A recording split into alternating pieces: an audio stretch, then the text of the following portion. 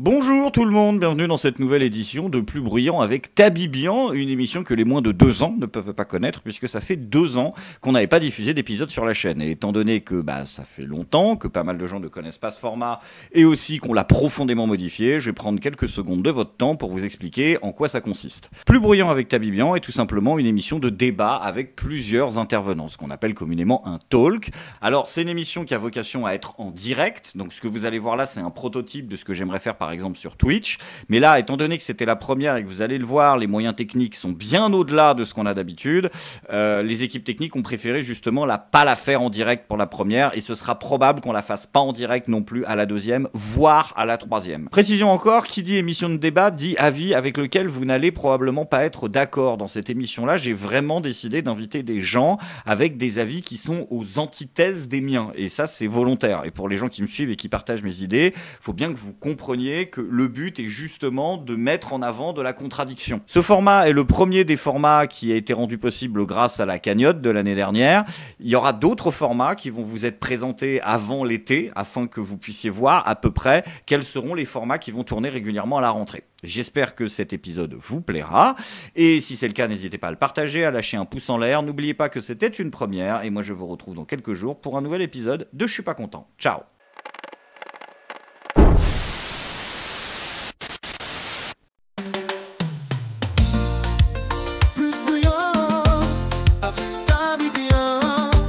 Les invités sont bien installés, prêts à débattre.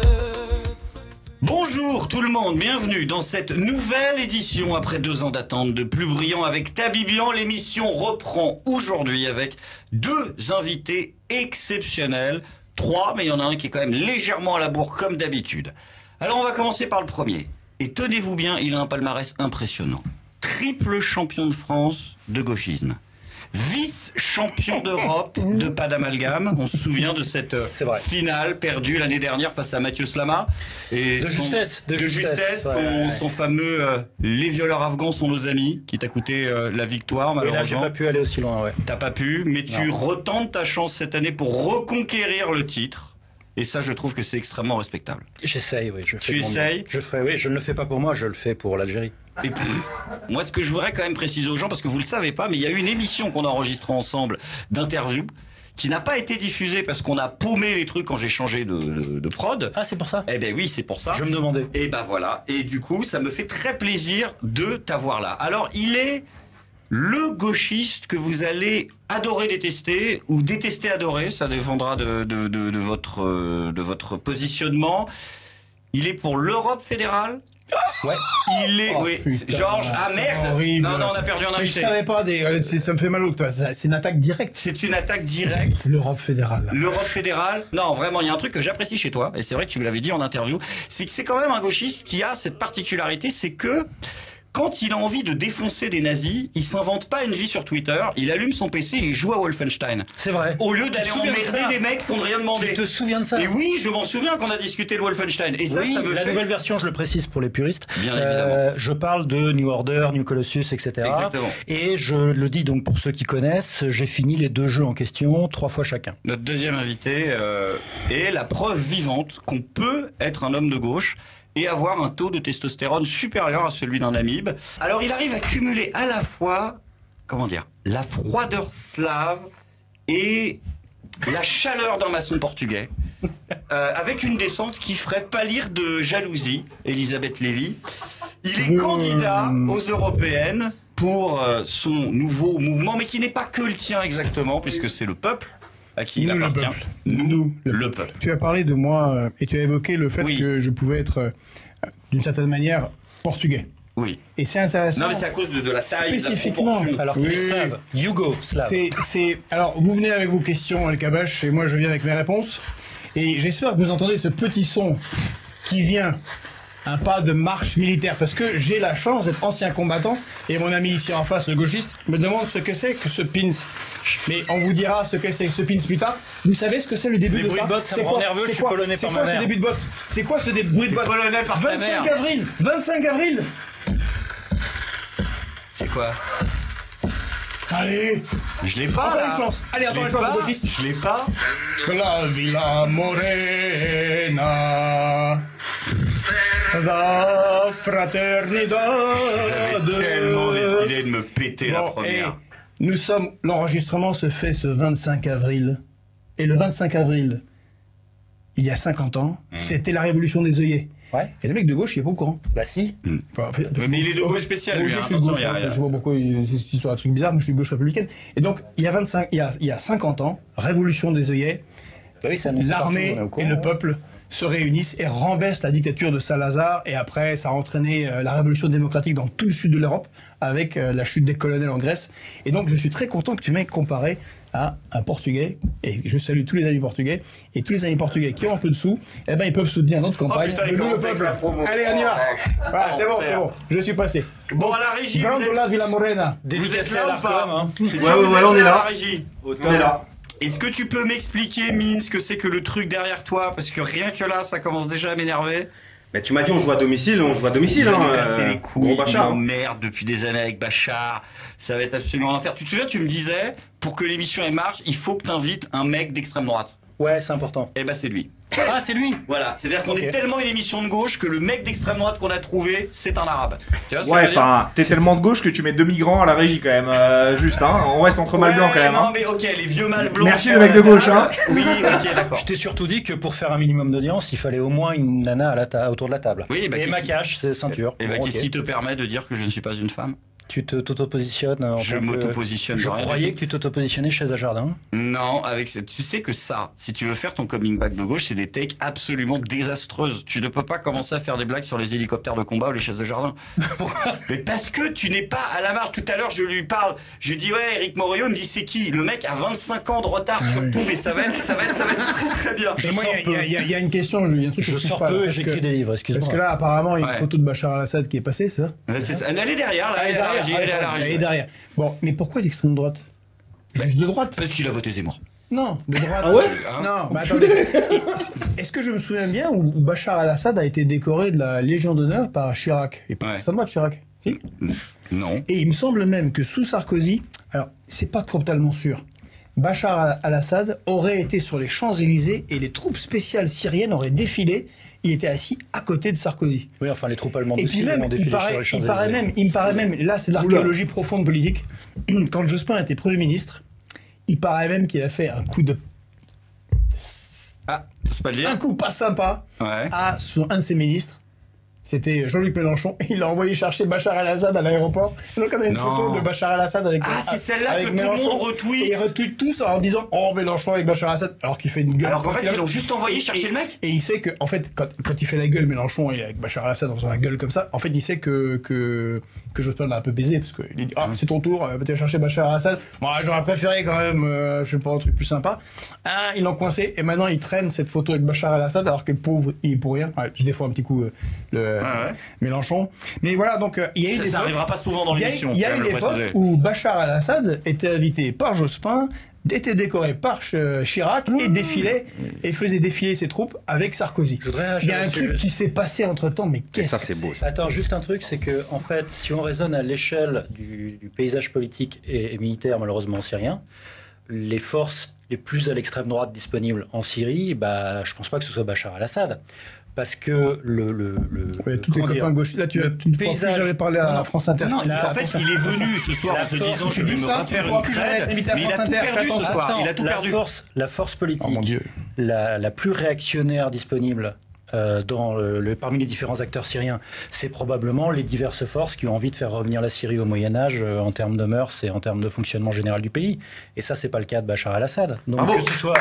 Non mais... Ah putain, c'est l'enfer. Non, mais attends, moi, je suis Mais Thomas, rationaliste. il se passe quelque chose. Attends, là, il se passe quelque chose, Thomas. Mais L'enfer. ces gens-là, c'était pas les rebelles modérés? Alors, Soutenu par Mélenchon. 2 mois de travail, j'ai lâché 2400 boules dans l'émission. Ils vont me baiser. Non mais Bon, allez. la question c'est... Et encore, tu nous as pas payé, hein. À l'échelle de la Syrie, il y a plus réactionnaire Non, oui, il y a que lui. plus. C'est tout ce que je dis. Il y a beaucoup moins à gauche, par contre. À part, saluons les camarades du Rojava. Oui, absolument. Ah, les Plutôt combattants kurdes. Plutôt 2 fois qu'une, puisque ce sont des anarchistes. Mais non, ils sont pas anarchistes. Si, Ils ont une armée. communisme libertarien. Bon, mais c'est pas le débat, c'est pas le débat, c'est pas le débat. Bon, on présente quand même tout le reste de l'équipe. On a également Armand qui est avec nous. Armand. Alors Armand, c'est particulier. Il est de gauche. Il a été candidat macroniste et il a sponsorisé la moitié des médias d'extrême droite en France. C'est quand même un truc assez particulier, mais il nous expliquera un peu pourquoi, peut-être ou pas, ça dépendra. Non mais moi aussi je suis pour la consommation du LSD, donc c'est bien. Bon, alors on y va, on est bordel, parce qu'on a quand même un débat à faire.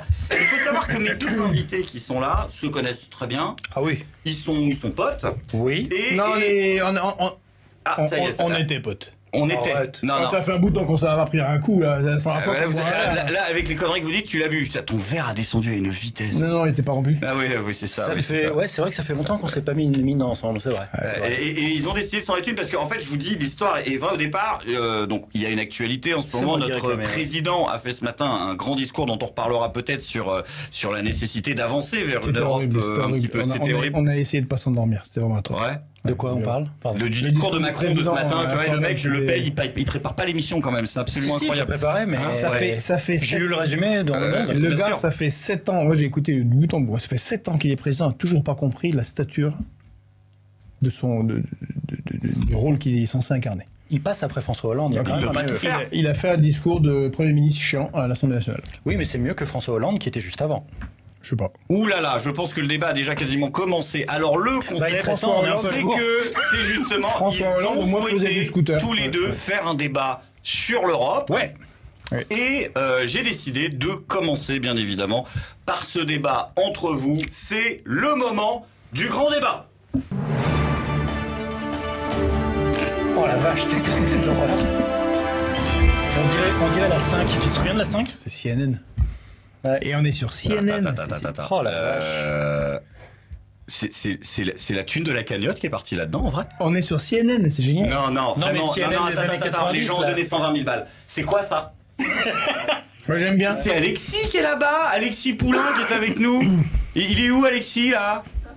Voilà, bah c'est ici, hein, je pense. Voilà. Ah, C'est Alexis. là. Ah, ça fait plaisir de te voir. Il est là.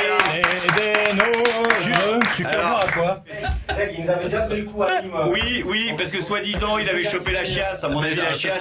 non. Oui, elle est. T'as vu ma gueule? À Nîmes, ouais. À Nîmes Ouais. Il s'est passé quoi à Nîmes Ah, Rappelez-moi. J'avais une gastro de. Non, mais Oui, et la gastro elle était ukrainienne hein, quand même. pourquoi hein. vous étiez à Nîmes ouais. Non, Elle était dans un jacuzzi la gastro. Hein. Non, Pourquoi vous étiez à Nîmes Ah, je sais pas, mais. Parce que vous étiez aux rencontres de la souveraineté que j'avais organisées. Exactement. Juste avant, quand même, je voudrais, Check, parce que là, au t'as un départ, check. tu le sais, t'es sur une chaîne qui sera pas forcément, et en plus maintenant que du coup il y a un nouvel invité qui vient d'arriver, tu seras peut-être en minorité sur ton délire de fédéralisme européen. Ne t'inquiète pas, je serai impartial, c'est mon côté Pascal Pro. Mais entre le moment où j'ai commencé à préparer ce débat et maintenant, il y a eu une déclaration de notre président qui fait qu'on va le faire le débat, mais t'as gagné. Parce que notre président a donné des arguments récemment qui nous a expliqué ce qui se passerait si les souverainistes avaient été en majorité au Parlement européen. Donc tu vas débattre pour le principe, mais avant ça, j'aimerais votre réaction sur la déclaration de notre président. C'est parti. Moi, j'ai écouté tout. Si leur politique avait été suivie depuis 5 ans, on ne serait pas là pour parler de la même façon de notre Europe. Parce qu'ils auraient soigné à l'hydroxychloroquine, pris le vaccin russe, divisé l'Europe suite à l'agression russe et n'auraient pris aucune sanction. L'Ukraine aurait déjà été abandonnée et ils auraient abandonné aussi l'ambition européenne en matière de recherche et de technologie. Donc, ce sont autant d'exemples qui montrent une forme d'incohérence du débat contemporain. J'espère qu'on lui donnera un peu plus de sens, c'est-à-dire... Merci beaucoup.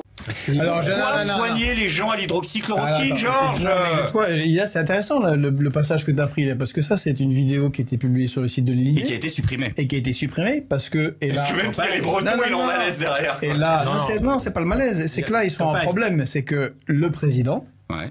parce que la liste portée par Valérie Hayé, là, ailleurs, Valérie La Hayé, dame qu'on voit derrière, qu'on sait pas la ce qu'elle dame fait là. qu'on voit derrière, C'est qui est la qui fait chef de pipi. file de la liste Renew du président, est tellement dans la merde au niveau des sondages Ouais. que le président à la sortie de ce sommet européen. La dernière fois, c'était Nathalie Loiseau. Il en a Oui, mais S'il est encore au pouvoir la prochaine fois, il va balancer Oui, mais Tataillé. attends, Nathalie Loiseau à côté de Valérie Ayé, c'est Tyson.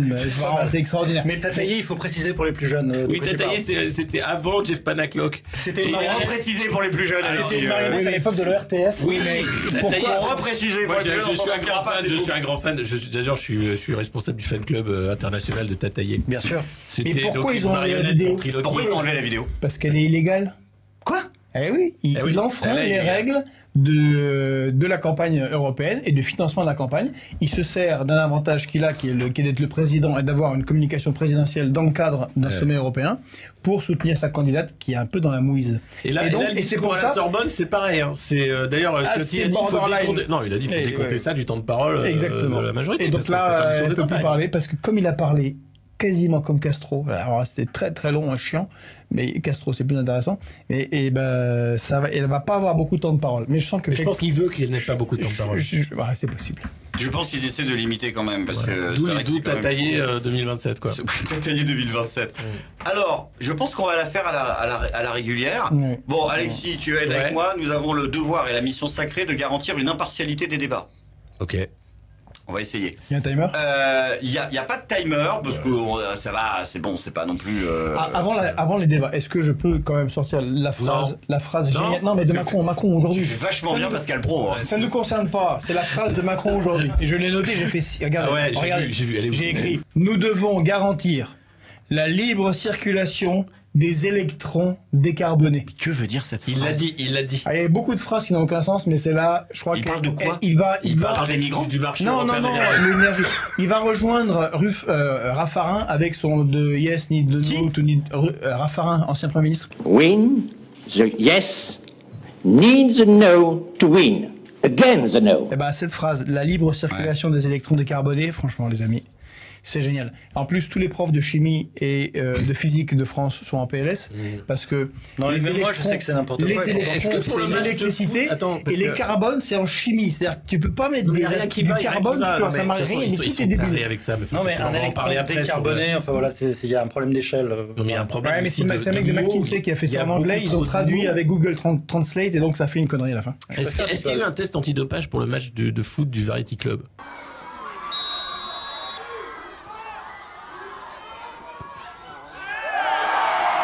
Tu dirais Kadyrov qui fait un penalty, quoi. Il évite le ballon, Ouais. mais il évite le contrôle fiscal aussi. Ah, mais contre-pied, gros contre-pied de Macron. Gros au gardien. contre-pied, à Il y a- tous les niveaux Il y a d'ailleurs. déjà eu le petit pont aussi qui s'est fini par un tacle. Enfin, c'était du Macron Ball, quoi. C'était- Bon, attendez, on a quand même. C'est on le a- bordel, hein, ton Oui, c'est le émission. bordel, D'accord, c'est le on est clair bordel. là-dessus. c'est moi Mais qui là fais le bordel, maintenant, mais je on vais passe te- en mode sérieux parce que c'est le débat. On va essayer de la faire. Bon, du coup, j'y vais. Merci, Greg. On va jouer quand même l'honnêteté. Est-ce que quelqu'un a une pièce pour tirer à pile ou face?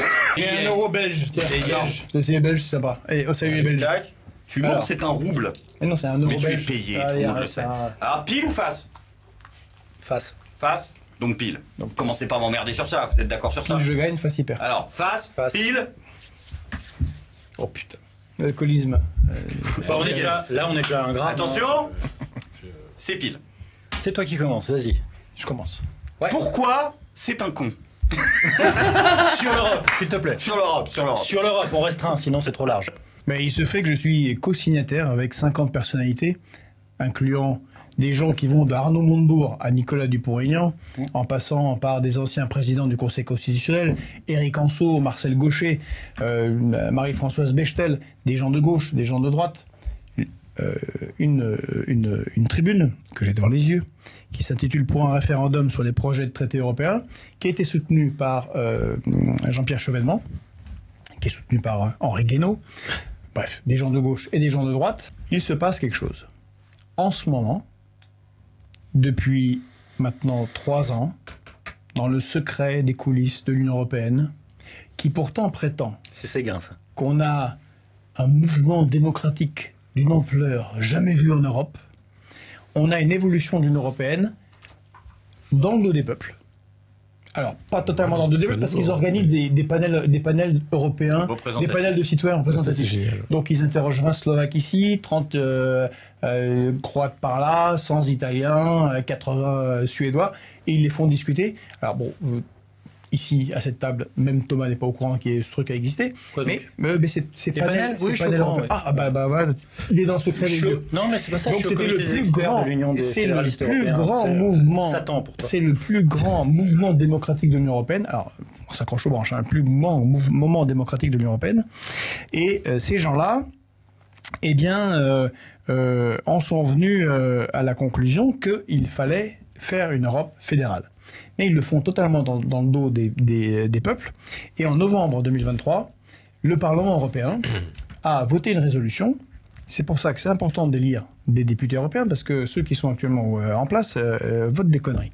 Donc ceux-là ont voté une résolution qui dit que la Commission européenne devrait devenir le pouvoir exécutif et avoir des pouvoirs accrus. Donc la Commission européenne, c'est le machin qui est commandé et dirigé par Ursula von der Leyen, qui déjà se comporte comme si c'était des présidents. Tu fais exprès de dire von der Leyen. Il y a avec von der l'accent. Leyen. Oui, tu le fais En tout exprès. cas, Madame von der Leyen, qui a un petit peu de difficulté avec la loi, puisque nous sommes dans une Europe tellement démocratique que aucune instance européenne, ni aucun journal européen n'est allé l'embêter Rassure sur ton sujet, ces quand même, débats ouais. avec Pfizer. Il a fallu que les Américains le fassent avec le New York Times. Non, mais il Bon. faut dire aussi que. Monsieur Kuzmanovic, je vais vous disperser. Mais Alexis on se Poulain, disperse Alexis pas. Poulain. Mais il y a un truc encore plus important que ça, c'est la fin du vote à l'unanimité. Non, mais C'est-à-dire j'y que. viens. Bah oui, mais il faut y aller, parce que c'est ça le vrai sujet. C'est Oui, le parce que moment tu parlais de ta tribune, ça Donc, parle de ça, tu t'en Ouais, parles voilà, pas. voilà. Oui, bah merci Je suis beaucoup de me d'accord avec rappeler. Monsieur Poulain. Donc, le Parlement européen a voté une Je suis d'accord avec le résolution modérateur. invitant à l'accroissement des pouvoirs de la Commission européenne, que le président ou la présidente de la Commission européenne devienne une sorte de super président de l'Union européenne, et qu'il n'y ait plus le droit de veto des États membres. C'est-à-dire que la dernière garantie de souveraineté des États membres saute. On a des gens qui sont les représentants de l'oligarchie, des multinationales, des institutions financières, qui décident de passer au-dessus des principes démocratiques, des concepts les plus fondamentaux de la philosophie politique qui est née de l'époque moderne et de la Révolution française, Il y avait de la philosophie politique avant, qui excuse-moi. sont inscrits Surtout anglais. modernes, qui sont inscrits dans la Déclaration des droits de l'homme, que je suppose tu défends, et de la Constitution française. Moins. Mon ami, le troisième article de la Déclaration des droits de l'homme défend la souveraineté des nations. Bon, et apparemment, ce sont des grands défenseurs des droits de l'homme, mais bon, il y a 2 ou 3 articles sur lesquels ils ont envie de s'asseoir. Et l'article 3, l'article 3 de notre Constitution, dans le titre premier qui s'appelle « De la souveraineté », la souveraineté de la nation procède du peuple qui s'exprime par voie de ses représentants ou par voie référendaire, donc par le référendum. On se souvient du dernier référendum en France, il y a 19 ans. On a donc des gens qui ont la majorité, qui n'ont jamais connu de référendum en France. Et bien évidemment, pourquoi ? Parce qu'à chaque fois qu'une question a été posée à un peuple européen, donc le peuple, le démos, le peuple, c'est ça qui est la démocratie, d'où vient la démocratie, et bien à chaque fois, les peuples européens, qu'ils soient hollandais, français, irlandais, grecs, ont voté non à toutes les questions posées par l'Union européenne. Au point où le précédent bonhomme, président de la Commission européenne, qui était assis à la place où est Ursula von der Leyen, a dit, dans un élan alcoolique où nous ne sommes pas encore, parce qu'il tourne toujours, il était à peu près à 3-4 grammes, C'est en bonne voie. il disait, il ne peut pas y avoir de démocratie contre les traités européens. Ce qui juridiquement est exact. Voilà Parce que ce qu'est pacta le sunt servanda, fédéralisme. etc. Voilà ce qu'est le fédéralisme européen. C'est la construction d'un espace politique difficile à définir parce que c'est pas réellement un Ça empire. s'appelle une dictature. Non. Je pense que Thomas ne sera pas d'accord. C'est une. Si, je lui donne la parole. C'est un pouvoir oligarchique dont le pouvoir politique est traité par des valets nommés, non élus, et où les peuples n'ont quasiment plus aucun pouvoir. C'est le mandarina, quoi. C'est le mandarinat, mais au niveau politique et international. Dans la zone du monde où a été inventée la démocratie et les droits de l'homme, où a été faite la Révolution française, Mais ça, je c'est pense une que régression C'est la faute des Mao. colossale. C'est la faute de qui? Des Mao. Tu sais, les maoïstes des années 60. En fait, Dont Finkielkraut. Il était gauche. Dorantes. Il n'y avait que ça. Non, mais il faut savoir que Barroso, par exemple, Barroso qui a été un des précédents, comment t'appelles ça, ceux qui étaient avant. Président. Vous lui remettez pas On comprend pourquoi t'étais en retard. Ok, d'accord, on a un truc. J'avais l'apéro. Même dit ça. Un prédécesseur donc de Ursula von der Leyen, Barroso, était maoïste à l'époque de la révolution des œillets. Mais putain, il était jeune, ça va. Non, mais et il se défend, il est jeune. Le mec est patron de Goldman Sachs aujourd'hui. Tu vois, tous les Mao aujourd'hui font de la maille comme jamais, quoi. J'ai promis quand même un débat impartial. Ok. Ouais. Donc, je voudrais, en toute impartialité, que Thomas nous explique du coup pourquoi lui est favorable à ce mépris du peuple, de la démocratie et de la Déclaration universelle des droits de l'homme. Pas mal. Ouais, ok, d'accord. T'as vu ce niveau d'objectivité, Pascal m'a tout appris. C'est vachement bien. Je vais commencer par nos convergences, parce qu'il y en a. Georges et moi, on est globalement d'accord pour conchier l'Europe de Maastricht. Le problème posé par l'Europe de Maastricht, il est économique et social, c'est-à-dire qu'elle a ouvert grand les vannes des délocalisations industrielles et du dumping social, fiscal, environnemental. C'est-à-dire que d'un côté, les traités européens, ils ont instauré la libre circulation des travailleurs, des marchandises, des services, des capitaux et la libre installation des entreprises n'importe où. C'est pourquoi on est dans la merde. Attends, oui, On le laisse vraiment. Je suis en train d'exposer Il a un d'abord... courage inouï, il est en train de niquer sa carrière. Ayons un peu de Je suis en respect. train d'exposer. Non, je suis en train d'exposer nos points de convergence. D'autre part, il n'y a pas eu d'harmonisation, alors qu'il y a eu cette libre circulation de tous ces facteurs-là.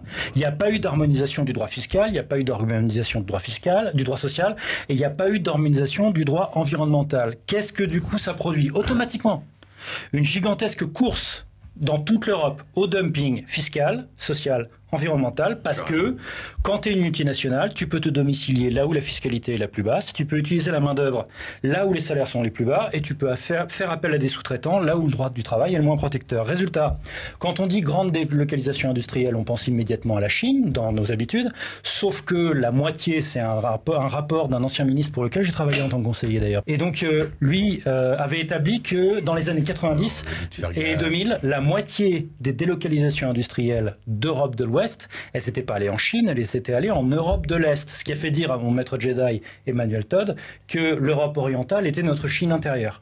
C'est vrai. Pareil, le statut de travailleur détaché, on est bien d'accord, ça consiste, pour ceux qui s'en souviennent pas, à rester assujetti au droit social de son pays d'origine. Donc tu es contre la directive travailleurs détachés? Complètement, parce qu'en fait, c'est du dumping social portable. Oui, ça va pas. Et il y a un autre problème, si je résume, parce que je veux pas faire trop long, mais...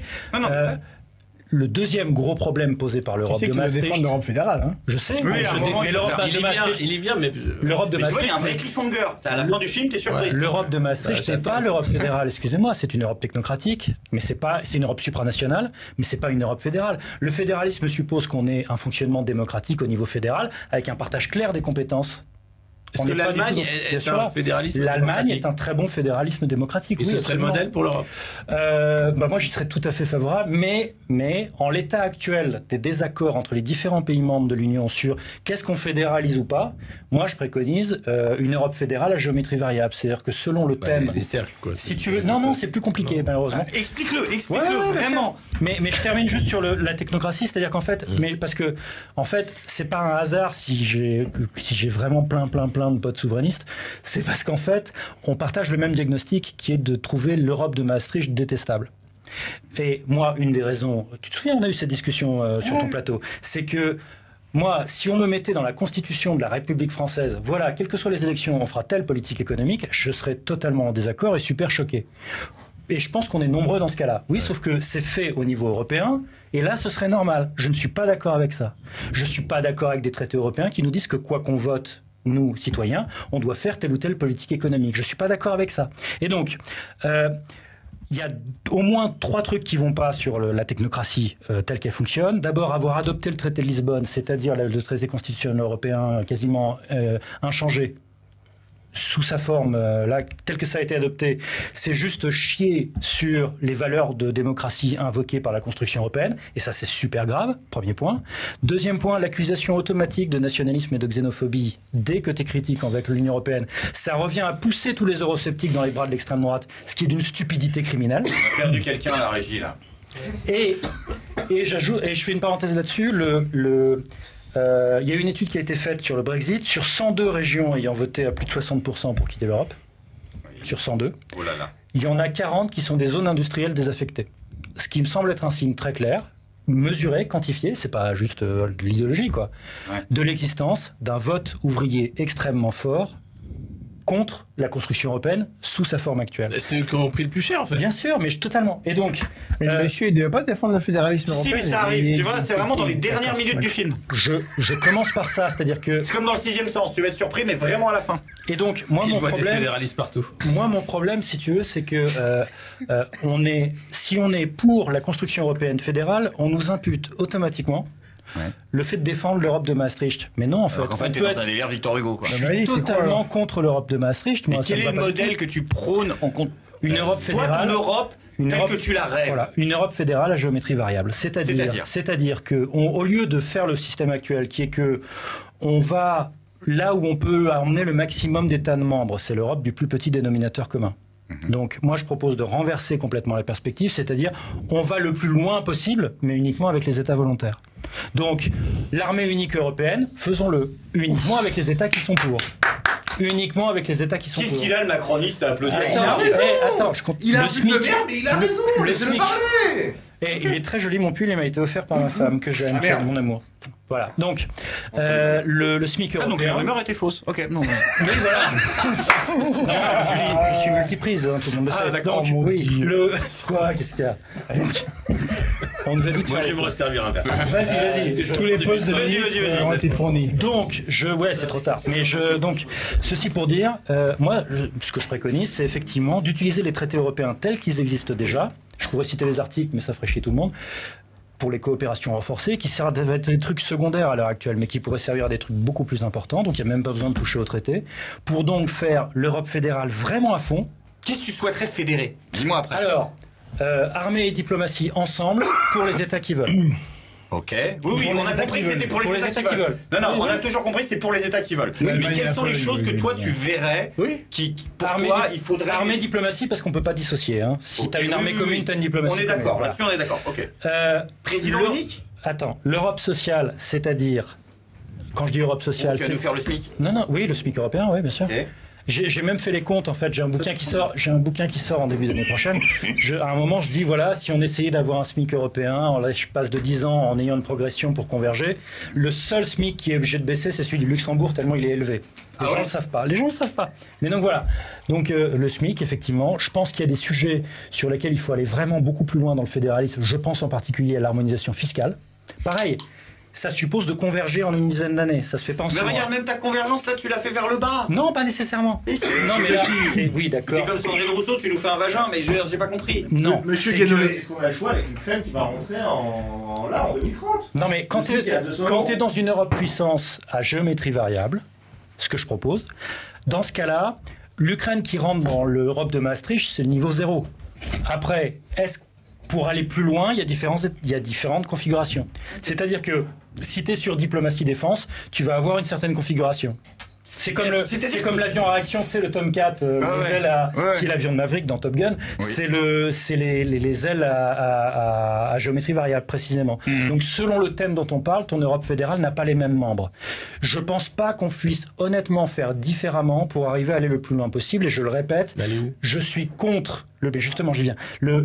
Je suis contre le fait d'essayer d'emmener tous les États membres vers le plus de fédéralisme possible. Je suis pour aller tout au bout du fédéralisme, thème par thème, uniquement avec les États qui veulent. Je pense qu'on va repartir sur l'Europe des nations parce que si on regarde ce qu'est la France, c'est pas ton truc, mais la France c'est un programme industriel, un plan, c'est Alstom, c'est des sous-marins nucléaires, c'est l'arme nucléaire, c'est l'indépendance énergétique, c'est une diplomatie indépendante avec une voix particulière, singulière, notamment au Proche-Orient. Ça c'était la France. C'était. Oui, mais oui. Mais pourquoi ce n'est plus?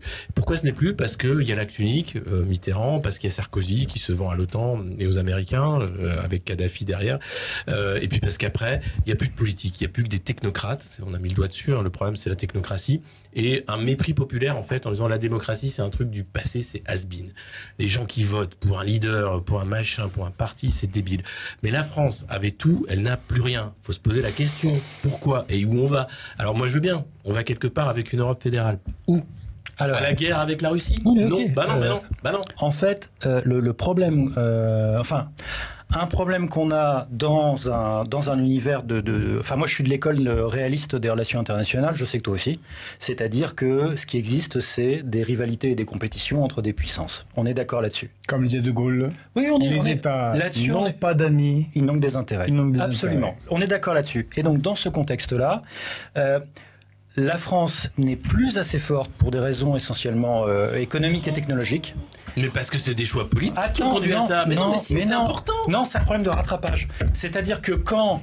Non mais, vu la taille... Macron a vendu Alstom. Attends, vu la taille... laissez finir. Vu la taille... On peut pas laisser passer ça. Mais je supporte vu la taille de l'économie indienne et vu la taille de l'économie chinoise et vu la taille de l'économie américaine, tu ne peux être la France toute seule grande puissance parmi les...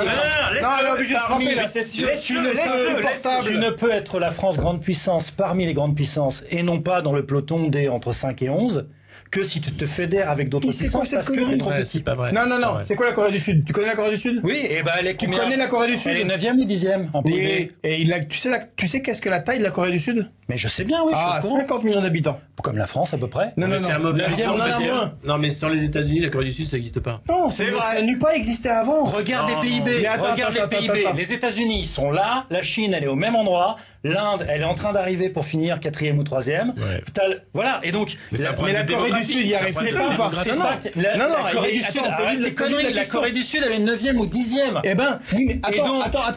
Non, t'es lu de la question. Non, sinon, je vais pas la question. Ici, t'es lu la Corée du Sud, que 50 millions d'habitants, on est à 68. C'est un territoire que les 2 tiers de la France, elle n'est dans aucune alliance de type Union Européenne. T'as ton téléphone, c'est quoi? Moi, c'est un Samsung. Il y a la moitié des mecs qui ont des Samsung, il y a des Daewoo. Le PIB de la Corée du Sud, il est 9e ou 10e. Ils ne connaissent plus le cinéma français, ils connaissent le cinéma coréen. Alors que, non mais tu n'as pas les ordres de grandeur en tête, en fait. Non, c'est parce que tu as dit, la France ne peut rien faire tout seul. C'est pas ce que j'ai dit. Les Coréens du Sud. Je dis que la France, elle est en 2e. On parlait de foot tout à l'heure. La France est en 2e division. Tu réponds juste après. Les Coréens du Sud n'ont pas... Tu dis, les Coréens du Sud ont été aidés par les États-Unis, mais les Coréens du Sud, en 1960, sont... Oui, mais attends. Les Coréens du Sud, en 1960, c'est 80% d'agriculteurs, quasiment tous analphabètes, dans une dictature. Donc, ils sont aidés par les États-Unis, mais ils partent pas non plus comme la France en 1960. Or, ils y arrivent à rayonner au niveau international, au niveau culturel, industriel et financier, économique. Non mais ok, mais c'est autre chose. Tu rigoles, mais c'est énorme. Donc ils y arrivent. Et là, l'argument à la con, la France tout seul ne peut pas y arriver, mon Dieu, messieurs, dames. Ça dépend de tes ambitions. Non, mais ça dépend de tes ambitions. Les amis, j'ai juste un exemple, s'il vous plaît. Juste une question. C'est une question. Moi, je salue, par exemple, les indépendantistes bretons. J'ai beaucoup de respect pour eux, c'est très bien. Demain, la Bretagne, si elle est indépendante de la France, c'est Porte de la Chapelle, les gars. Est-ce qu'aujourd'hui, on n'est pas dans la même situation avec la France? Si la France devient totalement indépendante de l'Union Européenne, totalement indépendante, on sort de l'Union Européenne, génial, les accords de libre-échange, on y sort, est-ce qu'on ne devient pas la Porte de la Chapelle de la Bretagne? Voilà, on aura d'autres accords. C'est pas... mais... Est-ce qu'aujourd'hui, on est en capacité, nous, Français, à être autosuffisants? Non. Il a été candidat macroniste. Il prend pas cher. Je vais prendre l'exemple de la Grande-Bretagne qui n'a pas eu l'euro, qui a fait le Brexit. Parce qu'elle n'avait pas l'euro, parce qu'elle a fait le Brexit. Non, mais... Et qui, aujourd'hui, est en train de faire des accords avec le Rwanda, par exemple, si tu veux parler de problèmes migratoires. Non, la Grande-Bretagne. Tu trouves toujours des pays pour faire des accords. Et est-ce que la France serait perdante à faire des accords bilatéraux avec la Russie, avec l'Inde, avec la Chine, avec l'Espagne, avec qui que ce soit? Enfin voilà, c'est des accords. Elle ne sera pas prioritaire. Mais qu'est-ce que c'est que cette question de priorité? Elle choisira à la carte, comme l'Europe fédéraliste, elle choisira à la carte les accords qui l'intéressent. Mais pour ça, il faut avoir effectivement des trucs à vendre. Or, depuis 40 ans, on a des politicards qui ont flingué ce qu'on avait à vendre. Et donc, on arrive et on n'a plus rien à vendre. On a Macron maintenant qui joue. Eh ben même maintenant, on a du nucléaire à vendre. J'aimerais savoir les Allemands. Est-ce qu'ils vont acheter les conneries de centrales au charbon allemandes là, puisque c'est des débiles qui se sont plantés, ils ont flingué leur nucléaire et ils font tout aux éoliennes et rien ne fonctionne. Ou alors le charbon, les mines de charbon dégueulasses. Ils font tout au charbon dégueulasse. Ou est-ce qu'ils vont se baser sur le nucléaire français qu'on leur envoie régulièrement? Ils le feront pas. Bah si, ils le font déjà. Juste. Vas-y. Ouais, je vais pour prendre une métaphore footballistique. Et on le laisse. Voilà. Il y a vraiment un gap, si tu regardes la puissance économique dont dépend tout le reste, puisque c'est ce qui paye tout le reste. Jusque-là, on est d'accord. Jusque-là, on est d'accord. Donc, si tu regardes les PIB des différentes puissances, La France, c'est pas n'importe quoi, hein, elle est 7e ou 8e, je sais plus. Mais en tout cas, il y a vraiment un gap entre le top 3 et tous ceux qui suivent dans les 10 premiers. Il y a vraiment un gap, c'est-à-dire que, et c'est pour ça que je parle de football, c'est que c'est vraiment première division. Il y a le PSG et les autres. Il y a vraiment 3 gros clubs, et puis après, il y en a, ils correspondent à ce que nous, on considère comme le haut de la 2e division, vraiment.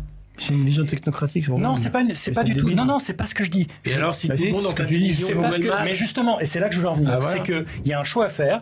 Si on veut. Est-ce qu'on veut être une puissance déstabilisatrice qui ne vit que par l'industrie de l'armement, ou est-ce qu'on veut être une Exactement, on est d'accord. C'est-à-dire qu'en fait, est-ce qu'on veut être une des 2 ou 3 superpuissances mondiales, 3 ou 4 pour être précis. Qui sont donc des puissances déstabilisatrices qui se basent sur l'armement. Est-ce qu'on veut être une des 3 ou 4 superpuissances mondiales, c'est-à-dire qu'on est vraiment dans le top 4, très très très au-dessus du lot, et dans ce cas-là, il faut se fédérer au niveau européen.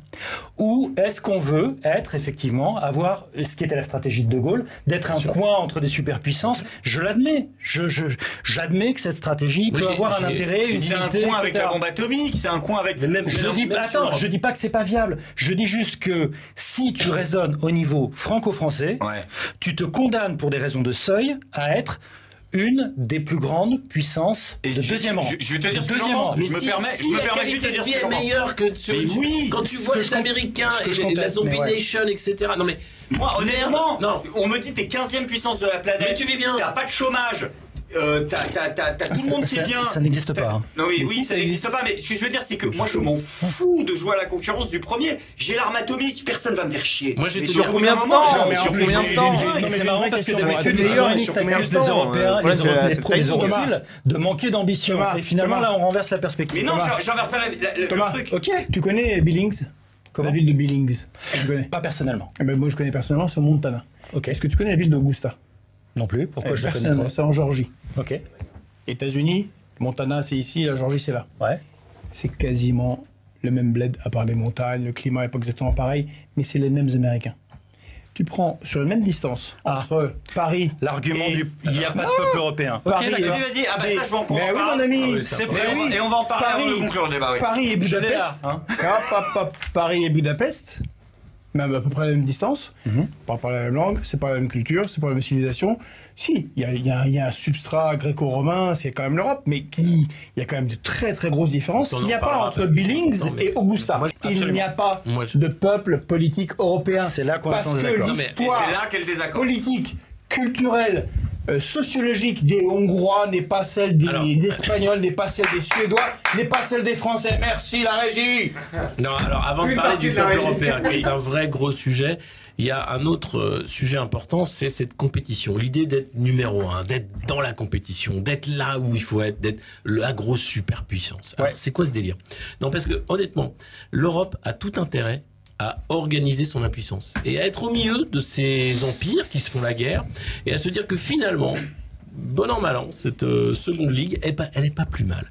Parce que c'est quoi se faire la guerre pour être l'empire dominant? Parce que c'est ça, on va finir sur une guerre d'empire entre les Chinois, les Russes et les Américains, enfin à peu près, qui dépend. Finir, j'en doute, mais ouais. Non, mais je veux pas pinailler. La civilisation occidentale finira là-dessus, et donc c'est les Chinois qui vont gagner. Je vous fais un spoil, mais c'est comme ça que ça va se passer. Non mais désolé, mais c'est pas vrai pour des raisons démographiques. On en parlera après. C'est assez terrible de se dire que il faut être dans la compétition. Il faudrait. Regarde, aujourd'hui, tout le discours des européistes, tout le discours des mecs qui sont là, on va essayer on est à l'os. Hein, c'est de quoi? De passer en économie de guerre. C'est-à-dire qu'aujourd'hui, pour se sauver le cul, il faut produire des armes, il faut en vendre et il faut tuer des gens. Mais c'est quoi ce bordel? J'ai jamais préconisé ça. Mais le problème, c'est qu'aujourd'hui, si tu veux être number one, faut être le plus gros vendeur d'armes. Pas nécessairement. Faut être le plus gros déstabilisateur du monde. Alors, il va expliquer pourquoi. Alors, c'est un argument que j'entends beaucoup. Hein. Il n'y a pas de peuple européen, il n'y a pas de nation européenne. C'est l'argument massu souverainiste. Il y a en réalité 2 grandes traditions pour définir la nation et le peuple. Il y a la tradition française qui est la nation civique. Les citoyens reconnaissent l'existence de cette nation, ils veulent qu'elle existe et ils veulent y participer. Donc c'est cette logique-là que vous avez dans Qu'est-ce que le tiers-État de la BCIS, et puis vous avez ça aussi dans Qu'est-ce qu'une nation d'Ernest Renan. La France, et il y a une autre tradition, qui est la tradition allemande, qui elle donne une définition qui elle donne une définition ethnique. Non, mais en fait, non, c'est plus large. Mais parce que par exemple, la définition par la tradition allemande est suivie par d'autres pays, notamment le Japon, mais plein d'autres en réalité. Alors que la définition française de la nation civique, c'est la définition qui est utilisée aussi par les États-Unis, par Gandhi quand il parle de Hindi Raj, c'est-à-dire l'Inde souveraine, etc., etc. Et donc, dans la tradition allemande, c'est une communauté organique avec des traditions communes, une gastronomie commune, une culture commune, etc. C'est une communauté organique qui existe avant l'État national. Et l'État national sert juste à parachever une nation qui existe déjà dans les mœurs. Si on est dans une définition de la nation qui est une définition ethnique et culturelle tradition allemande, dans ce cas-là, la nation et le peuple européen, et je suis d'accord, ça n'existe pas. En revanche, si on est dans une définition de la nation civique, c'est-à-dire la tradition française, dans ce cas-là, il n'y a rien qui s'oppose à l'existence d'une nation et d'un peuple européen. Ça existe si on a un contrat social entre des citoyens d'Europe fondé sur l'envie d'être ensemble et des valeurs communes, politiques, c'est-à-dire une identité nationale européenne politique et non pas culturelle. Alors, la démocratie et les droits de l'homme, c'est bien, mais c'est pas suffisant parce que dans ce cas-là, on n'a pas de différence particulière avec le Japon, par exemple, qui a la démocratie et les droits de l'homme. Et donc, à mon avis, pour avoir un truc spécifiquement européen, il faut rajouter comme valeur commune la notion de fraternité traduite concrètement, et non pas juste dans les proclamations, par l'existence d'une protection sociale particulièrement généreuse, qui est une spécificité de l'Europe, parce qu'on n'a pas ça aux États-Unis, on n'a pas ça au Japon non plus, etc., etc. Et donc, il me semble que démocratie, liberté, fraternité, ça correspond à... liberté, là. Égalité. Mais non, elle a mis démocratie, liberté, égalité. Démocratie. Oui, parce que sur l'égalité, pas nécessairement. Vas-y. Sur l'égalité, c'est pas une valeur commune de toute l'Europe. Mais donc tu dis que les Polonais et les Espagnols, culturellement, faut qu'ils soient la même chose. Mais si tu es dans une définition culturelle, c'est-à-dire la définition par la tradition allemande, j'ai pas de problème avec ça. Mais si tu es dans cette définition-là, tu as une contradiction, toi, Georges, qui est absolument énorme, c'est que tu rejettes, écoute-moi, tu rejettes la nation européenne au nom d'une définition ethno-culturelle de la nation, et ensuite tu m'expliques qu'au niveau français, ce qui est bien, c'est d'avoir une définition de la nation civique. Faudrait que tu saches où t'habites, mon vieux. Mais je sais exactement où j'habite. Bah, ça va pas t'apparaître. Non, la nation est un peu... T'es pour la nation ethno-culturelle ou pour la nation civique? C'est l'un ou l'autre. Pas du tout. Tu lis la Constitution française, elle précise très clairement que la France est une langue, c'est une histoire, c'est une culture. Ah bah faudrait savoir. Mais oui, mais non. D'abord, c'est pas marqué dans... Non, c'est pas mais marqué. c'est les deux. Mais si, c'est une langue. Déjà, c'est une langue. C'est marqué. C'est pas marqué dans la Constitution. Mais si, la langue c'est la langue, c'est le drapeau, c'est la Marseillaise. Désolé. La langue, chez moi, alors. La langue est le français. Ok. Mais la langue Il n'y a aucune définition culturelle, ça c'est pas vrai. Non, mais la langue entre une culture. Non. C'est le béaba, J'en parlerai aux Congolais. Oh mon Dieu. Mais oui. Oui, bah les Congolais ont une langue originale avant qu'on vienne avec des canonnières. J'entends bien, mais la ville la plus francophone du monde, c'est Kinshasa. C'est pas pareil. C'est parce qu'il y a une canonnière qui est arrivée, qui les a colonisés. Sinon, ils auraient parlé du quoi? Ils auraient parlé par les Immaculées Conceptions. Enfin, sérieusement. Je te dis juste que le français est en commun pour beaucoup plus de monde que juste les Français. Mais monsieur Guénolé, je peux plus vous défendre. C'est quoi la définition d'un État? C'est quoi la définition d'un État? Si tu confonds un État avec une nation, un État, c'est quoi? C'est quoi une nation? C'est quoi une nation? C'est une langue, un territoire géographique, un peuple. Nation civique ou nation ethnoculturelle, tu choisis. D'accord, mais c'est quand même la base, la langue, la pas frontière. Écoute, la Suisse, c'est une nation ou pas? Il y a 4 ou 5 langues. On parle de l'Inde? C'est une nation ou pas, la nation indienne? Il y a je sais pas combien de langues. Tu veux qu'on parle de la Russie avec ses républiques fédérées? Tu veux qu'on parle du Brésil? République fédérée, effectivement. République fédérée, oui, mais d'accord. Comment s'est construite la nation française? C'est quoi la construction de la nation française? Sur quoi elle se base? Tu confonds. Sur quoi elle se base la nation française? Déjà, faut pas confondre l'État et la nation, et d'autres, ça très bien. Sur quoi se base la nation française? Et la nation, soit tu es dans une nation civique, et là tu es dans une définition qui est historiquement celle de la gauche, et là-dessus on sera d'accord. Soit tu es dans une définition ethnoculturelle de la nation française, et dans ce cas-là, tu es sur les traditions, les racines, etc., etc. Et dans ce cas-là, en fait, historiquement, tu es à droite ou à l'extrême droite. Mais il y a également des traditions qui sont politiques. Oui. Par exemple, la laïcité.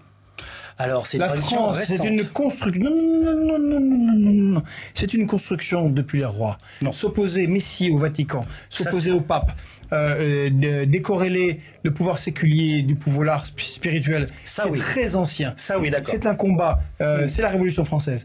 C'est Napoléon. C'est le Code civil. C'est 150 ans. C'est 150 ans de combat contre le catholicisme politique. C'est 800, c'est l'armée française, c'est l'armée qui est envoyée contre 800 congrégations catholiques pour prendre leurs biens et leur dire que l'armée a défendu la République sur certaines périodes de l'histoire, c'est éminemment discutable, mais globalement, je suis d'accord avec toi. Parle-en pas aux Vendéens, malheureux. Oui, je te parle de la lutte contre le pouvoir politique de l'Église. C'est une spécificité politique française qui est absolument unique en Europe. Non, parce que dans la ton laïcité, fédéralisme, c'est un truc de franc-maçon historiquement. Dans ton fédéralisme... Et l'extrême droite, si tu veux, Philippe Lebel était surreprésenté. Philippe Lebel était franc-maçon, mais qu'est-ce que tu racontes? L'extrême droite anti-laïque était surreprésentée dans l'état-major de l'armée de la Troisième République. Dans ton fédéralisme européen, ce sera la majorité de ce qui se pense en Europe. On aura un communautarisme, et ce n'est pas mon pays, ce n'est pas la France. Non, c'est pas vrai. Maintenant, j'ai une question à poser, parce que tu parlais, il y en a qui sont au premier rang, et nous, qu'en 9e, c'est horrible, vraiment, peut-être tu as réagi là-dessus. Alors, tu connais un humoriste qui s'appelle Pierre Thévenoud? Pas personnellement. Pas personnellement. Il connaît pas Éric Morillo, donc il a loupé le coche. Pierre je sors peu et j'écris beaucoup. Mais il connaît Tataillé. Oui, c'est vrai. Bon, Pierre, ce que je dis. En fait, j'ai vu un sketch, je suis allé voir, et j'ai vu un sketch, il m'a fait mourir de rire, c'était génial. Il parlait de Breaking Bad. Oui, je connais bien. Tu connais Breaking Bad? Mais regarde ma gueule, évidemment, je suis fan de Breaking Bad. Américanophile. Bon. Moi aussi je suis américanophile. Bon, Breaking Bad, super série, elle est géniale. Et t'as Pierre Thévenoud qui fait, bon, Breaking Bad, avec la sécu, ça marche qu'aux États-Unis parce que la série, elle marche pas en France parce que le type arrive, il dit, j'ai un cancer des poumons. Je peux avoir et là, le type lui dit, t'as ta carte vitale, et il fait, voilà. Et alors, il dit, fin du film. Oui. Alors que aux États-Unis, qui est le premier là-haut, premier. C'est comme tu dis tout à l'heure, c'est toi qui as fait comme ça, premier. Premier. Là-bas, il est obligé de passer des accords avec des narcotrafiquants pour se faire soigner. Mais à quoi ça sert d'être premier? C'est débile. Bon, ça c'est le premier remarque. Deuxième remarque. On a bien établi que la politique de puissance t'intéresse pas, mais c'est une information. Ah bon? La politique de puissance, sous le général de Gaulle. La politique de puissance, si c'est pour asservir ton peuple et l'envoyer se faire amputer parce qu'il tombe sur une mine. Ok, c'est une information importante. Les souverainistes sont pas dans une politique de puissance. On est dans une politique de concorde. La France du général de Gaulle. Non mais attends. La puissance c'est de la merde. En fait, ça répond. Ok, non mais c'est de la merde. Je peux répondre à une question qu'il m'a posée tout à l'heure. La France du général de Gaulle a fait Ariane, a fait le nucléaire, a fait le développement du TGV, enfin tout le développement industriel de la France. Elle n'était pas dans une Union européenne telle qu'elle est aujourd'hui. Tout à fait. Et le général de Gaulle proposait ce que moi je défends. Une Europe des nations. Et la quasi-totalité des foyers français de l'époque n'avaient pas la télévision et n'avaient pas d'automobile. C'est une autre époque. Une Europe des nations. Oui, mais sans télé, ils étaient moins cons. Pareil pour les Allemands, ne parlant pas de roumains. Il n'y a pas de télé. Donc, politiquement, parce que tu défends le fédéralisme européen, moi je défends l'Europe des nations du général de Gaulle, c'est-à-dire quelque chose qui a existé concrètement, parce que je vois pas comment tu vas mettre ton truc, tu vas le mettre en place. C'est le traité de l'Élysée qui avait été signé par Konrad Adenauer. Le traité de l'Élysée disait... Non mais tu veux le plan Fouché en fait. Oui, le plan Fouché, exactement. Ouais, c'est ça, ok. In fine, j'ai compris. La loi de chaque État prime, mais nous faisons des coopérations bilatérales et multilatérales. Oui. Et en plus, on ne doit pas avoir l'OMC. On ne doit pas... Écoute. On ne doit pas avoir l'OMC. C'est-à-dire pas le libre-échange. On ne doit pas avoir l'OTAN, parce que pour moi, ton fédéralisme européen est sous l'OTAN. Et on ne doit pas avoir les États-Unis. Quel est ton point de vue sur l'OTAN? Attends. Et puis, l'OTAN, c'est important. Bon, et donc là, t'as un souci, c'est-à-dire que là, tu as la seule proposition de fonctionnement européen et qui existe. Parce qu'il y a des trucs qui fonctionnent de cette manière. C'est Erasmus, c'est l'Agence spatiale européenne. Mais c'est des vrais trucs qui fonctionnent. Pas les conneries où ils te pètent le fric, ils font du dumping social, du dumping fiscal, ils te pètent le travail, ils délocalisent. Si tu chies sur l'Europe de Maastricht, on va toujours pas être en désaccord. Oui, mais ces éléments-là sont des éléments de l'Europe voulue par le général de Gaulle. Et je pense que cette Europe peut fonctionner et peut avoir une force économique et culturelle qui prime sur les autres sans faire disparaître les spécificités des États-nations. Et le putain de Konrad Adenauer allemand était d'accord, il a signé pour... C'est seulement le Bundestag allemand qui, sous pression des États-Unis, ont rajouté ce que Adenauer, l'allemand, et de Gaulle, le français, avait enlevé. L'OMC, à l'époque c'était le GATT, libre-échange, ils ont rajouté l'OTAN, et ils ont rajouté les États-Unis. Tant qu'on est dans l'OMC, tant qu'on est dans l'OTAN, tant qu'on est avec les États-Unis, impartial la région, pas d'Europe ni celle qui est actuellement, ni fédéraliste. Ça n'existe pas. Alors, Il va répondre. Non, mais si tu veux, l'Europe des nations, des souverainistes. Kuzmanovic, 1 point. Ok. Donc l'idée, c'est de Ouais, je donne remplacer... 5 points déjà pour le courage qu'il a eu de défendre cette Non, position. C'est déjà l'idée de l'Europe des nations version souverainiste. J'ai pas de problème avec ça. Je précise parce qu'il y a un malentendu que je trouve délirant. C'est genre quand tu dis souverainiste, c'est une attaque. Mais non. Ah non, mais juste. Pas pour moi. Voilà. Je sais bien. Bon. Donc, C'est pour ça que t'es là. Hein. voilà. Donc, l'Europe des nations des souverainistes, de mon point de vue, c'est réinventer la roue. C'est-à-dire que on va remplacer l'Europe supranationale par des coopérations à la carte entre les États membres. C'est ça qui est proposé. Ok, admettons. Donc, on va reconstituer tout ce sur quoi les États européens sont déjà disposés à s'unir. Ça tombe bien, ça porte un nom, ça s'appelle l'Union européenne. Qui est déjà à la carte. Hein. C'est-à-dire que tous ceux qui étaient d'accord pour faire la monnaie unique, ils ont fait la monnaie unique. Tous ceux qui étaient d'accord pour faire Schengen, ils ont fait Schengen. Donc en fait, ce que je trouve paradoxal, c'est que les souverainistes proposent de reprendre de zéro ce qui a donné à la construction européenne. Parce qu'il faut reprendre de zéro. Non, mais parce que l'acte unique, parce que je dis Maastricht, juste. parce que tu sais Et bien. moi, je préfère réformer l'existant Macron le dit très que bien. reprendre de zéro. Tant que t'as Tu pas vois, tout cassé, tu peux rien reconstruire. bah justement, moi je préfère essayer de réparer. Si tu veux, c'est non. comme non mais ce sera forcément mieux si je Thomas, plaque Thomas. tout et que je pars à quelqu'un Bon, d'autre. on a compris ce qu'on défendait chacun, mais dis-moi, il y a pas un truc que tu défendais il y a quelques années là, que tu défendais le plan B. C'est-à-dire non. Attends. Moi, il me non. semble qu'il y a un truc que tu défendais à l'époque, c'était le plan B. Non. C'était carrément à la sortie de la Non. France de l'Union européenne. non. Ouais, si, sans déconner. Je crois Non. que la régie a un contre-argument. On a les images. Ah, les salauds. Mais Il y a une mais petite aucun musique problème. qui se répand dans les médias mainstream, c'est fait pour nous nuire. Je parle la France insoumise. C'est de commencer à dire oui, sur le plan B, ils vont baisser leur froc.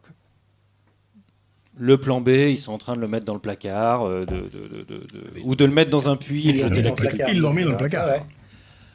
On peut commenter C'est en faux. live ou Ils l'ont mis dans le placard. Ok. Et alors, je rappelle pour tout ça, pour que tout le monde soit au courant à l'époque, parce qu'il y a même des militants de la France insoumise, on se balade en manif, on dit pas de plan B, s'il n'y a pas de plan B, il n'y a pas ceci, il n'y a pas cela. Et les militants de la France insoumise, ils disent pourquoi vous gueulez plan B à chaque fois que vous passez devant chez nous?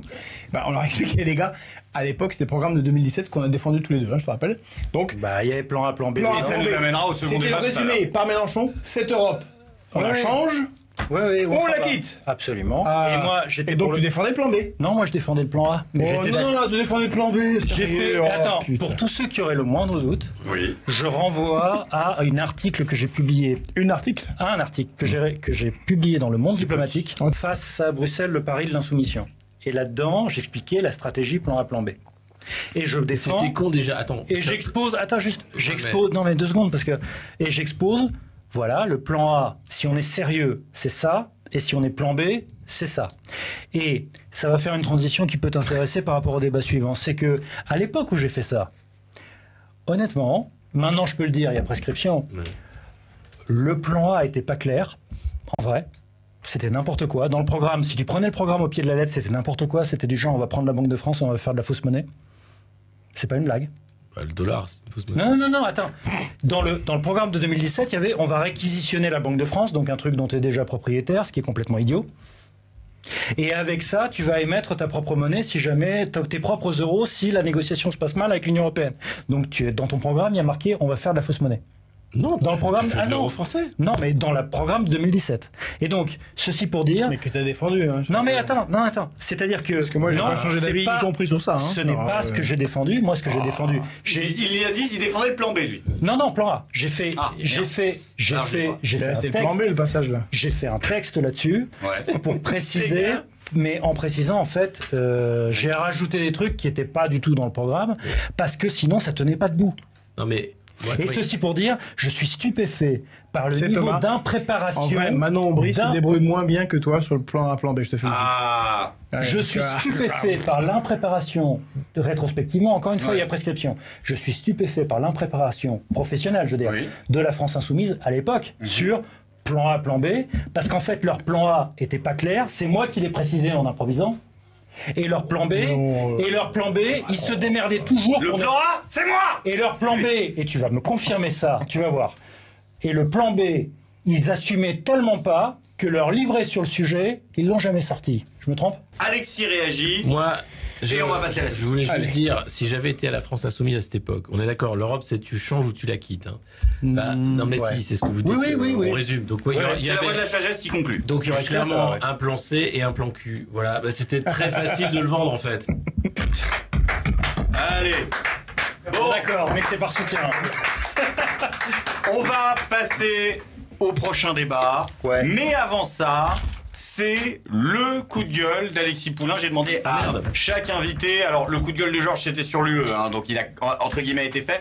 J'ai demandé à Alexis, j'ai demandé à Thomas de venir aujourd'hui avec un coup de gueule qui particulièrement les a énervés cette semaine. Ça va durer 10 minutes. Il explique son coup de gueule. On fait un tour de table. C'est parti. Il C'est fait le un coup de gueule qui dure 10 minutes. Putain. Non, le tour de C'est table. le coup de gueule d'Alexis Poulain. C'est parti.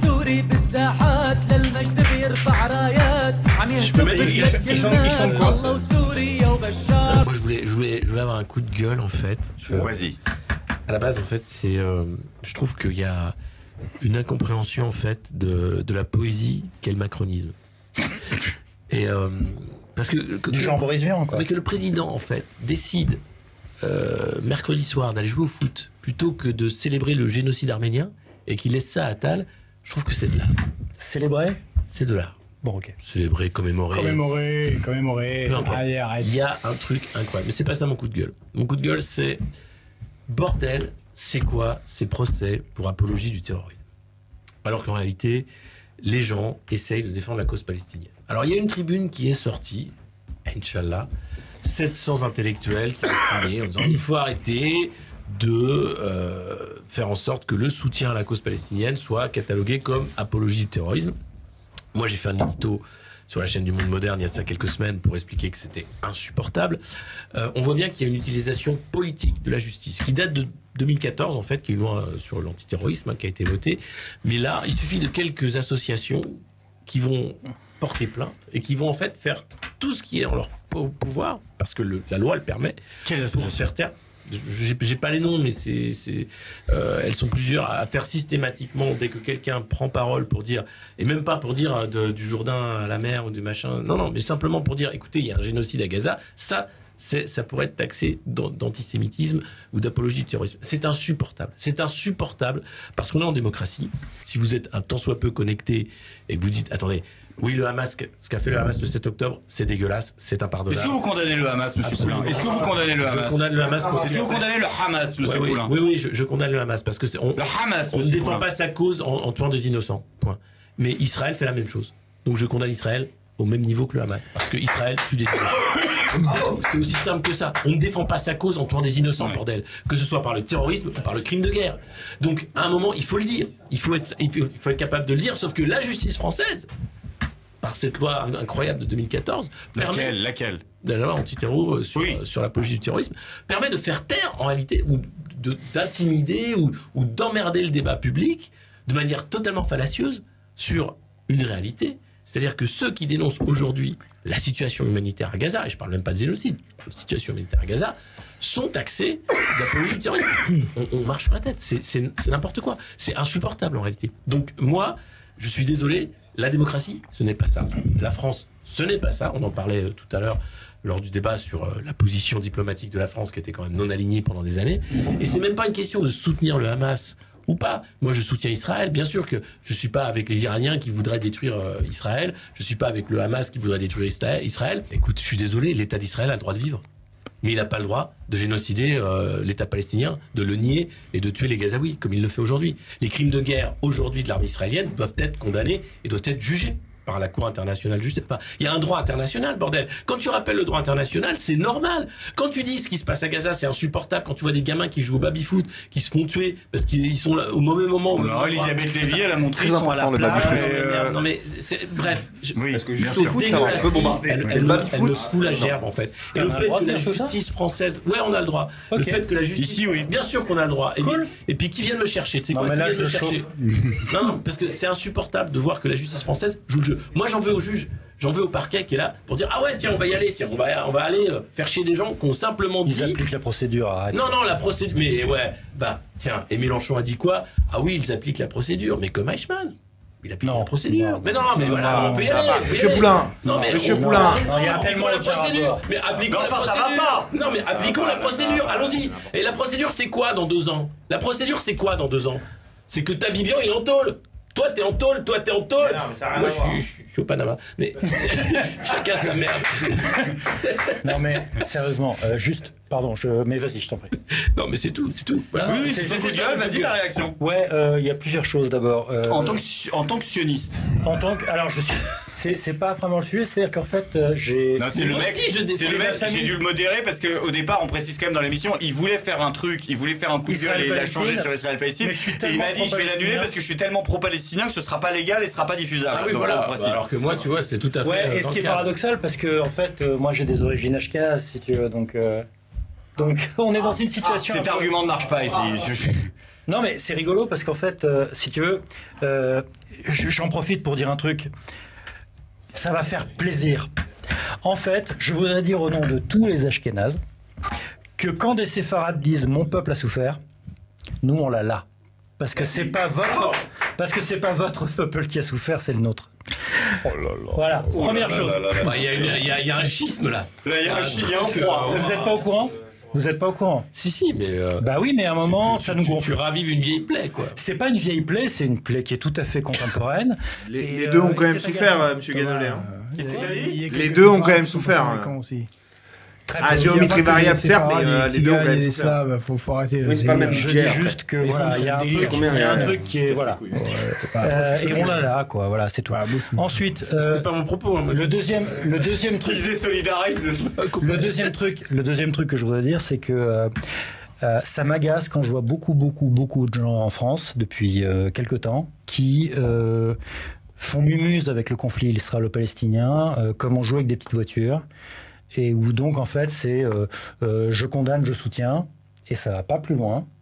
Et où on est juste en train de foutre le feu par toutes les manières, de toutes les façons possibles et imaginables, et où on ne cherche à aucun moment à définir les termes d'une sortie de conflit. Et il y a un autre truc qui, moi, et là-dessus, je suis totalement d'accord avec toi, c'est que il y a un enjeu de...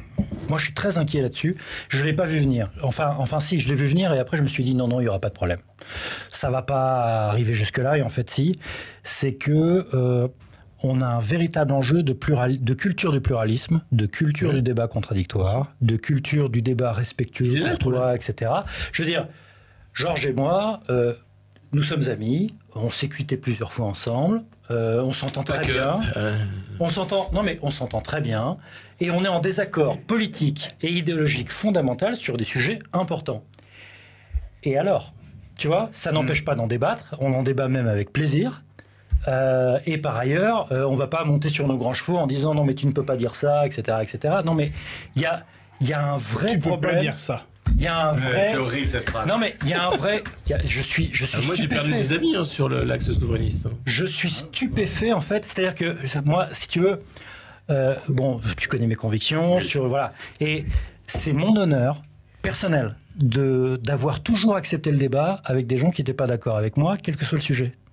Tu vois, j'ai débattu plusieurs fois avec Zemmour. Si demain il y avait un débat avec Soral, je débattrais avec Soral. Fais gaffe, il va nous envoyer des mails. Je te dis juste que. Il y a Dieudonné qui est à la porte. Bah, et on l'accueille. Il y aurait aucun problème. On aurait des gros désaccords sur la façon dont ils voient les questions mémorielles. Mais en tout cas, ceci pour dire, s'il y a vraiment un énorme problème là-dessus. Il y a vraiment un énorme problème sur la. En fait. D'abord, on commence par excommunier, et ensuite, on creuse pour trouver des motifs précis d'excommunion. C'est affreux. Et ça, c'est Ça l'état s'appelle la d'esprit cancel général. culture. Non. Ouais, si, c'est c'est pas. le- Non, c'est c'est le plus. niveau. C'est chacun. Jean Draghi. Non, parce que c'est chacun dans sa micro-communauté. J'en parlais tout à l'heure avec. Mais ouais, chacun Avec dans sa Dieudonné, micro. il l'a pas dit. Non, mais j'ai oublié son prénom, le mec qui. Non, mais c'est pas. C'est pas du tout une question d'alcoolémie. Le facho là-bas. Mais non, pas Le toi, facho. l'autre facho. Non, mais Le chaud, il n'y a que ça à la régie. Le renard et le facho. mais tout le monde sait que Tabibian et voilà Oui. est louche. Dédouane-toi. Voilà. Bon. Donc, mais bon, pardon, je fais trop long. Est-ce qu'on peut chanter une chanson? Alors, il y a Vous allez avoir du boulot au montage, hein, les mecs. Vous allez morfler au montage. Alexis, il y a quand même un truc de Est-ce qu'on peut procès. chanter une chanson? Non, il y a un truc où je suis un peu en désaccord. Et, bon, on s'est beaucoup disputé avec Régis de Castelnau. Il n'y a pas, en ce moment, de génocide à Gaza. Il y a des choses... Tu vas faire des ennemis. Oui, mais si tu veux. Il y a des choses extrêmement graves. Il y a des massacres de civils. Il y a des crimes de guerre. Il y a des crimes de guerre. Des journalistes qui ont été tués. Il y a du Il y a nettoyage... des enfants, des femmes. C'est quoi la différence entre un nettoyage ethnique Ouais, et un vas-y. génocide Ouais. Il y a un nettoyage ethnique. C'est quoi la différence alors, entre eh ben, ça et un Tout génocide ça, ce sont... Le nettoyage ethnique est un crime contre l'humanité. Et c'est pas un génocide. C'est pas pareil. Un génocide. Écoute, j'ai été humanitaire au Ah oui, Rwanda. tu veux mettre les mini. On connaît, il était au Rwanda. Ouais. J'ai été humanitaire au Non, mais Rwanda. J'ai je vu pose ce que la c'est que question 800 de 000 manière morts en tout à 3 mois. fait- C'est sans malice. Hein. Mais oui, c'est sans malice. Donc je te réponds. Ouais, vas-y. Un génocide et la volonté du gouvernement, soit par exemple la volonté du gouvernement israélien d'éliminer un peuple, parce que peuple, entièrement. Ouais. Y compris donc les 20% de Palestiniens israéliens. Oui, voilà. qu'ils sont palestiniens. C'est pas le cas d'ailleurs. Pour toi, c'est pour ça que c'est pas un génocide. Non, un génocide, c'est la volonté de tuer un peuple, entièrement. Ouais. Bon, là, on va peut-être sur un truc sémantique débile. Il y a des gens qui considèrent il faut dire génocide. Mais crime contre l'humanité. Des gamins qui se sont fait buter, mais pour rien. Crime contre l'humanité. Crime de guerre. suffit, hein. Nettoyage Ton ethnique. CV, c'est pas bon. C'est déjà bien. C'est prison à Sauf que vie. ces gens. Ou exécution. Moi, je veux des preuves, tu vois. Non, mais s'il y a des preuves. Non, j'ai pas dit ça. Non, je te C'est pas ce dis. qu'il dit. Non, je te dis qu'il y a un nettoyage Je parle ethnique. et Et le poids l'opération de en mesure qui est cours- insupportable, puisque t'as des L'opération en t'as cours des mecs qui appellent vise, quasiment un génocide en si plateau. tu veux, Qui les n'ont pas. Salut meilleur Habib.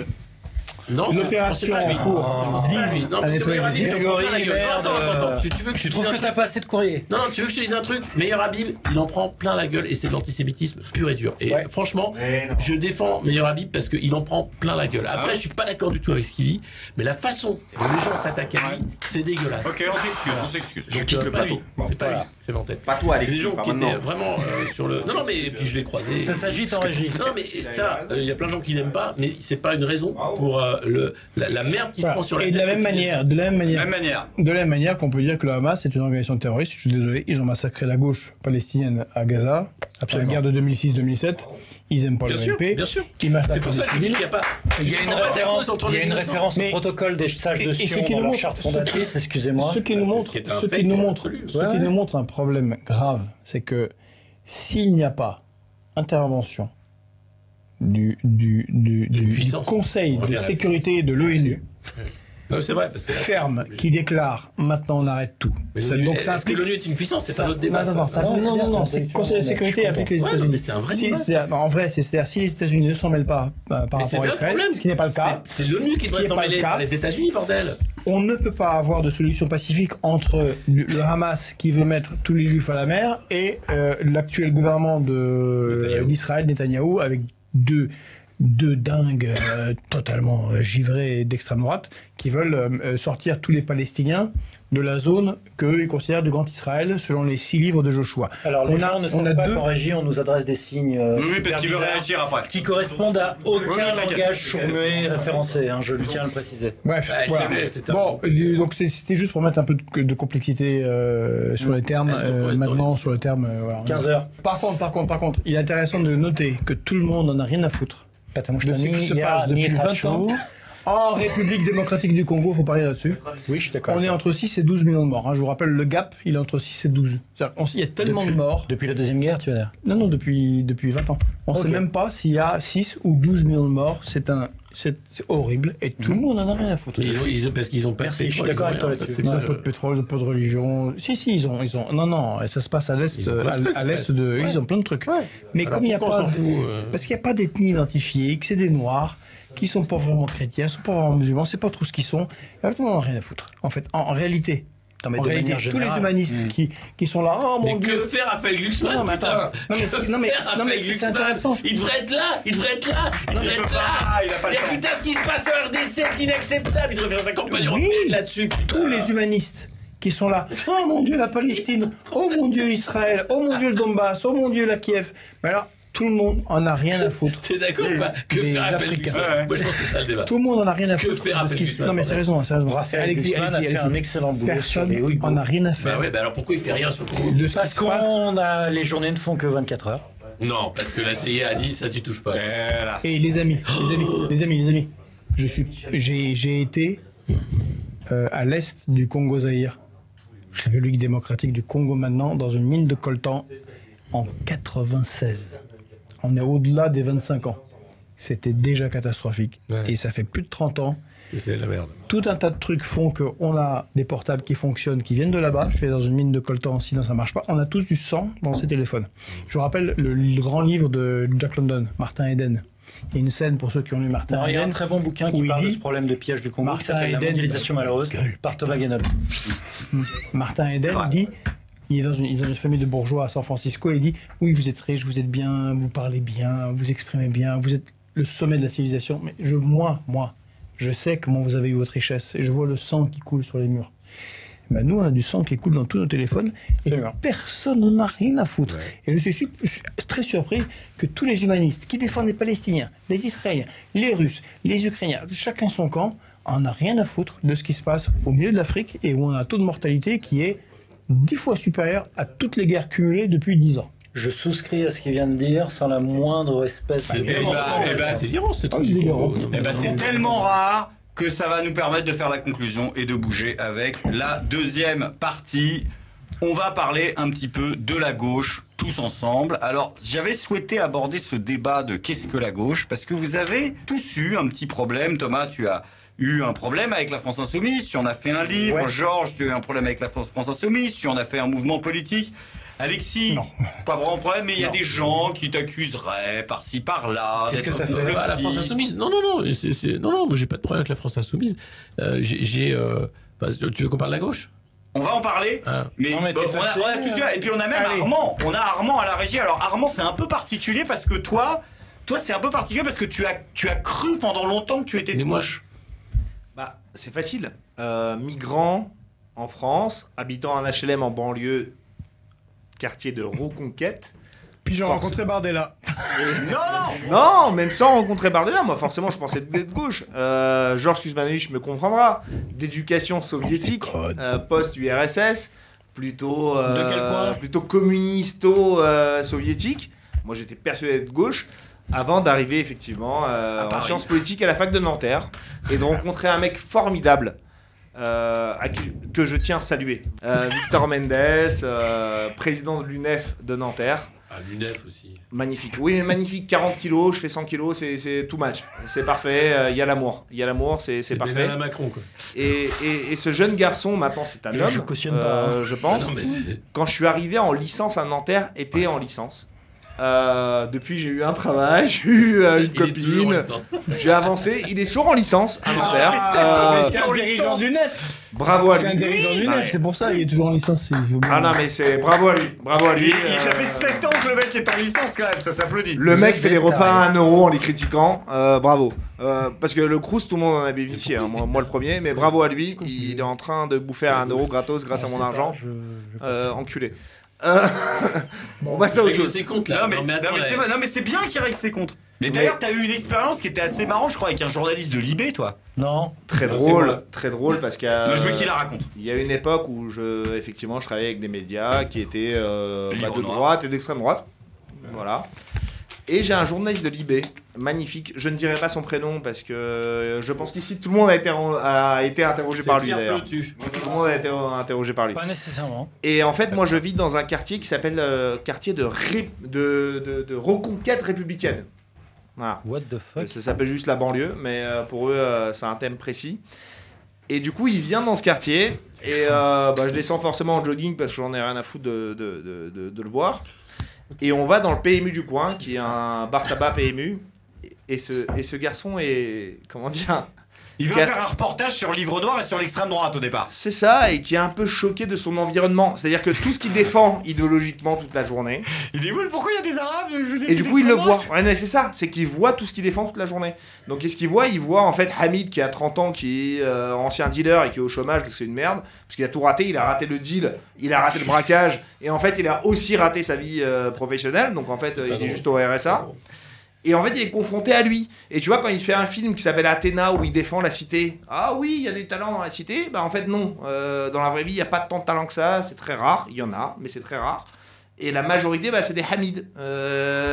30 ans en train de gratter des blackjack en se disant je vais devenir millionnaire demain et voilà, tu vas voir que je vous baise. D'accord, mais non. Dans la vraie vie, non. Dans la vraie vie, il restera à gratter des blackjack, tu vois. Et c'est très drôle parce qu'il arrive déjà en carte. Non mais ce qui est très drôle, c'est qu'il arrive en carte.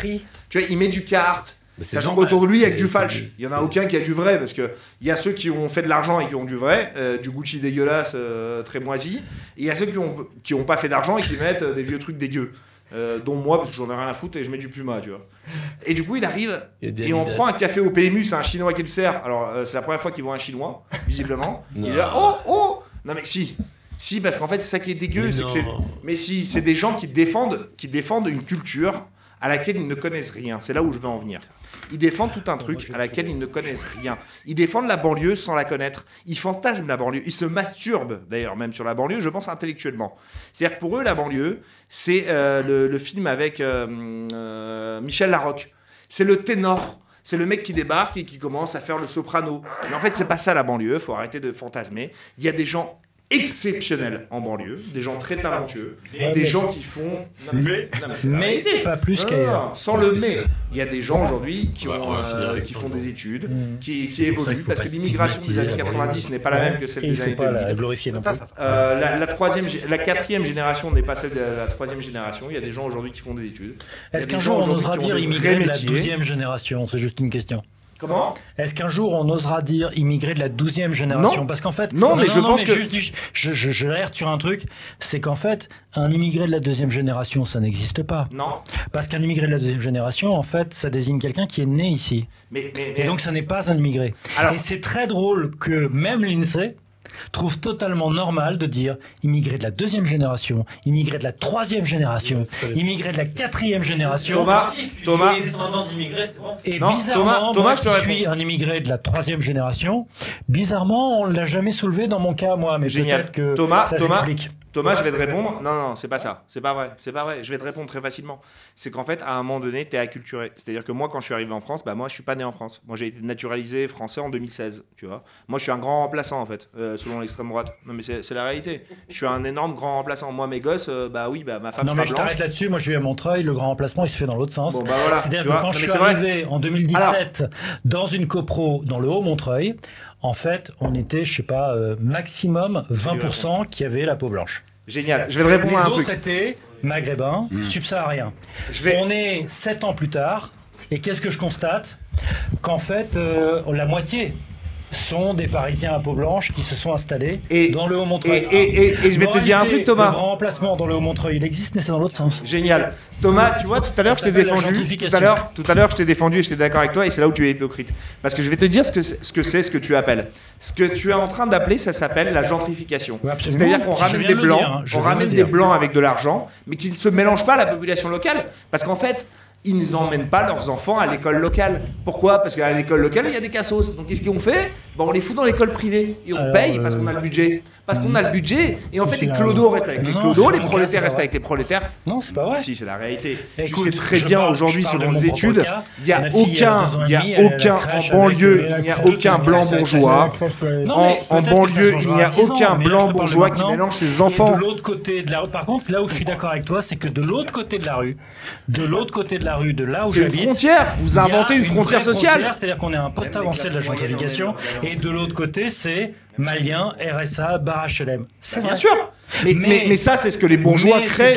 Mais ça, c'est ce que les bourgeois de gauche créent en banlieue. Ce que je trouve intéressant, c'est qu'à Montreuil spécifiquement, ce qu'ils ont fait, c'est qu'ils mettent des îlots. Parce que Montreuil est grand remplacé par les blancs. Ils font exprès de mélanger des gens qui sont tous au RSA et qui sont tous descendants d'immigration récente, on va dire, mais en gros c'est Afrique subsaharienne, Maghreb, et ils mettent des endroits qui sont des îlots, et où moi-même j'habite, qui sont des îlots écolos, maisons en bois, isolement, etc. etc. Mais ils font exprès de les mélanger pour qu'il y ait de la mixité sociale, et là où c'est très intelligent de leur part, c'est que quand tu mélanges ce type de population, ça donne quoi? Ça donne que dès qu'il y a la moindre merde dans le quartier, les Parisiens qui viennent de déménager, qu'est-ce qu'ils font? Ils appellent la mairie pour se plaindre. Tu vois, mais c'est pas vrai. Ce que tu es en train de me dire, ça c'est change l'ambiance. mais en fait ta mixité sociale, je t'aime beaucoup Thomas, mais ta mixité sociale, tu es en train d'imaginer de la mixité sociale. Ta mixité sociale, elle a lieu à la fête des voisins. Où en fait tu manges du macroute, ou tu manges un macroute et tu dis oh j'adore les crottes de gazelle. Mais en fait on s'en branle, dans la vie courante tu ne fréquentes pas ces mêmes gens. C'est la réalité. C'est comme ça que ça se passe. Moi j'y habite encore. C'est pas vrai dans mon cas, mais je suis d'accord avec toi. Moi j'y habite encore et je suis désolé. Moi les mecs qui viennent à la fête des voisins, ils sont en train de me faire des trucs, oh j'adore les macroutes, mais en fait dans la vie courante ils sont pas là. Parce qu'en fait qu'est-ce qu'ils font? Ils font boulot maison. Et hormis la maison, les gosses ne sont pas avec mes gosses à Je sais l'école pas, ma privée. première femme était marocaine, j'ai du mal à me projeter dans ce genre de truc. Non mais d'accord, bah mon frère s'appelle Ferid. Waouh, génial, on a tout gagné, tu vois. Moi j'aimerais qu'on fasse un on tour est de tous table. anti-racistes, allez on se tire la main et on se suce. C'est Je dis juste que j'ai du mal à me projeter dans un truc. C'est un truc que j'aimerais faire. J'aimerais que chacune des personnes qui sont là autour de cette table, parce que encore une fois j'insistais sur le fait que vous avez ce point commun d'avoir des stylos, d'avoir été défini de gauche et pour certains d'être défini comme n'en étant plus. J'aimerais que chaque personne autour de la table est défini comme n'en étant plus. Regarde sur Twitter. Non, qui? Sérieusement? Bah, je peux te dire qu'il y a des gens qui disent que Kuzmanovic c'est un fasciste. Bah, c'est eux les fachos. Bah, peut-être, mais j'aimerais que chacun d'entre vous autour de la table me dise, pour vous, c'est quoi être de gauche? Alexis, c'est quoi être de gauche pour toi? La gauche, c'est ne pas nier la lutte des classes, ne pas tomber dans le néo-management public et de faire croire que la lutte des classes n'existe plus. Il y a une lutte féroce et les rentiers ont gagné. Ont gagné plusieurs batailles. Donc la gauche, c'est ça. C'est dire que la lutte des classes, elle est vivace, réelle, et que c'est ce qui définit en fait aujourd'hui le combat de gauche. Il y a des dépossédés et il y a des possédants. Et ça, c'est irréductible. Et c'est à tous les étages de la société. Et c'est du néo-marxisme, appelez ça comme vous voulez, mais c'est ça. Et c'est... il n'y a pas d'autre lecture en fait de la société aujourd'hui. Enfin, quand tu vois un Gabriel Attal qui est propulsé Premier ministre, qui n'a rien branlé de sa vie, qui pose des photos avec son chien, qui est passé par le Bilderberg pour dire toi t'es bon, toi t'es riche, t'as rien branlé, t'es bon. C'est insupportable. Ce mec-là est Premier ministre. Donc on voit les jeux de pouvoir qui sont aujourd'hui à la manœuvre, et c'est ça. Et l'autre, si j'ai autre chose à dire sur ce que c'est que la gauche, c'est justement avoir conscience de la souffrance des autres.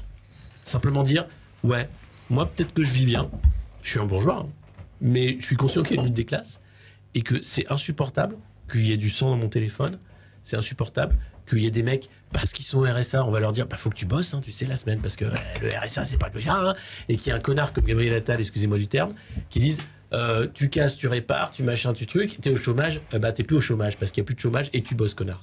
C'est insupportable. Cette violence de classe, elle est insupportable. Et c'est ça la gauche, c'est du côté de ceux qui n'ont plus rien. C'est la des classes. Pour toi, la gauche, c'est quoi? Je suis marxiste. Voilà, j'ai fini. Voilà. Je pourrais m'arrêter là en fait. Mais c'était quoi? Traduction, j'ai fait la même chose que Gabriel Attal. Je peux faire plus long. Mais je peux m'arrêter là. Gabriel Attal, traduction. Non, mais il n'y a pas 36 façons de dire ce que c'est que la gauche. Bah ouais. Bah je sais pas, aujourd'hui, pareil qu'il y en a. Alors je précise, parce que des fois il y a des malentendus. Je chie sur Lénine, Trotsky, Staline, etc., qui de mon point de vue ont purement et simplement trahi la pensée et l'analyse de Marx et Engels. Je le précise parce que non mais je le précise parce que première division à gauche. Je me dis au cas où je ne suis pas et je ne serai jamais marxiste-léniniste. Je fais une annonce. Là on tourne, on est jeudi. Demain, je vais me faire tatouer juste là. Non. Si. Le drapeau. C'est de gauche ça. Des marins de Kronstadt. C'est quoi ça? Les marins de Kronstadt, c'est la raison pour laquelle je ne peux pas être léniniste. Les marins de Kronstadt, on est à la fin de la guerre civile entre les bolcheviks. On n'est pas à la fin, on est au milieu. Non, on est à la fin. En gros, tout un fatras de forces contre-révolutionnaires. Et les marins de Kronstadt, qui avaient déjà été à l'avant-garde 2 fois de la Révolution, disent se lancent dans un mouvement en disant bon, bah maintenant, nous exigeons que eux qui ont déjà, c'est des vétérans révolutionnaires, c'est pas juste des types de la 25e heure. Ils étaient vraiment en première ligne, quoi. Et ils disent voilà, maintenant que la guerre civile, ok, il y avait la guerre civile, on est dans une situation où prendre des décisions de manière verticale, autoritaire, militaire, etc., c'est tout à fait légitime. Mais la guerre civile est finie, donc maintenant nous voulons le communisme. Enfin, le socialisme, je rappelle qu'historiquement, ces termes sont similaires en réalité. Nous voulons le socialisme et la démocratie. Et la réponse de Lénine, exécuté par Trotsky en tant que garde-chiourme... Qui c'est qui fait l'exécution? C'est Trotsky, c'est ce que je viens de dire. Il n'était pas du tout à la décision? Non, mais je suis d'accord avec toi. Trotsky était aussi à la décision, je suis d'accord. Vraiment que tu n'ailles plus jamais à France Inter. Non, je le conteste pas. C'est foutu, tout le monde a niqué sa carrière. Non, je dis juste que, à l'époque, la réponse de Lénine, Trotsky et consorts aux marins de Kronstadt qui réclamaient le socialisme et la démocratie, ça a été de les buter comme des chiens et de les emprisonner comme des merdes. Et donc, j'ai la fierté de dire que demain, pas plus tard que demain, je me ferai tatouer ici le drapeau des marins de Kronstadt. Donc, je pense avoir répondu assez clairement sur qu'est-ce que doit être et ne doit pas être la gauche. Et j'aimerais que Georges nous explique ce qu'est la gauche. Pour lui. C'est marrant parce que les marins de Kronstadt, c'est un débat chez les trotskistes complètement chiant, qui n'intéresse que des sous-groupes de Mais gauche. je suis pas trotskiste, moi. Et les gens qui regarderont cette émission et que tu respectes. Oui, bien sûr. Mais il y a plein de gens qui vont regarder sur Wikipédia, Google et compagnie, qu'est-ce que c'est que les marins de Kronstadt, et je suis content. Oui, ce qui est intéressant dans la question que tu poses, Greg, c'est qu'il y a un affrontement en ce moment sur ce qui est de gauche. Et je fais partie de ceux qui, par certains, sont évacués de la gauche, parce qu'ils se pensent de gauche. Alors que ce sont des petits bourgeois qui ont instrumentalisé l'idée de gauche. Moi, je suis de la tradition historique française. Terminé, t'es plus de gauche, t'as dit française. C'est fini, c'est ça le truc. Révolutionnaire, Révolution française, complexe. Robespierre. Non, mais je voudrais poser une question qui est vraiment sans malice. Voilà, ouais. Casse mon truc, là, j'avais tout commencé bien. Non. Tu poses une question et tu l'intègres et tu réponds. Comment tu concilies mais vraiment, ça m'intéresse d'entendre la réponse. Comment tu concilies la notion d'identité nationale avec ton engagement marxiste? C'est une question. Parce que... il lit Marx et Lénine, qui dit marxisme dit les nations sont des fictions collectives. En fait, tu fais chier. Prolétaires de tous les pays, unissez-vous, etc. Et donc, je te pose la question. Le débat où ils étaient d'accord. T'as vraiment pas lu Karl Marx? T'as pas lu. Mais non, heureusement, en fait. J'ai pas envie d'être méchant avec toi. Non, mais là, c'est le débat entre le macro. Non, mais moi aussi, Thomas, part pas là-dessus. Thomas, j'ai pas envie d'être méchant avec toi. Non, mais c'est un débat entre le macro et le micro. On va partir sur un débat. Non, c'est pas le sujet. Donc, on va faire un débat qui est pour ceux, on va pas rentrer dans les écrits de Karl Marx, ça va être chiant, très long et très pénible, et tu vas perdre. Pas nécessairement. Non, je t'assure. C'est en train de s'engueuler sur Karl Marx parce qu'il dit qu'il aime Karl Marx, et tu lui dis oui, mais il n'aimait pas les nations. Non, mais en fait. Ouais. Et là, il me dit si on part sur les débats sur les textes de Karl Marx, je vais te défoncer. Et je dis je conteste. Je vais te défoncer totalement. Donc la question n'est pas celle-là, la question est simple. Parce que je les ai lus. Donc, oui, mais pareillement, et non seulement je les ai lus, mais j'ai écrit dessus. La question que tu posais, c'est qu'est-ce que pour moi de gauche? Pour moi. Ça, d'accord. Et donc, puisque tu m'as attaqué, arrêtez. Non. Je suis dans la tradition de la gauche européenne, française, marxienne. Marxienne, pas marxiste. Ah d'accord, ok. C'est la pensée de Karl Marx, et pas celle des ceux qui en ont fait un pâté dégueulasse qui n'a aucun sens. Et d'ailleurs, j'invite ceux qui... Personne n'a compris le bouquin, en vrai. Non, c'est pas vrai, il faut sauter le premier chapitre, c'est tout. Non, mais voilà. Mais... T'as lu le truc sur la valeur, c'est ça? Vous connaissez Howard Zinn, grand historien américain de gauche, qui a écrit une histoire populaire des États-Unis. Depuis, on a écrit une histoire populaire de la France, de l'Europe. Noiriel, ouais. Oui, et donc Howard Zinn, grand bonhomme de la gauche américaine, une histoire populaire des États-Unis. Il a écrit une petite pièce de théâtre, j'invite tous le monde à acheter. On n'a plus d'air.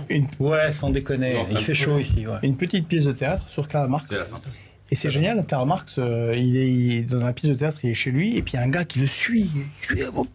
Il écrit tous les trucs, il est comme ça. Karl Marx. Et à un moment, Karl Marx, tu dis non, mais qu'est-ce que t'écris? Puis il y a pas de mouche comme ça, là, comme moi, là.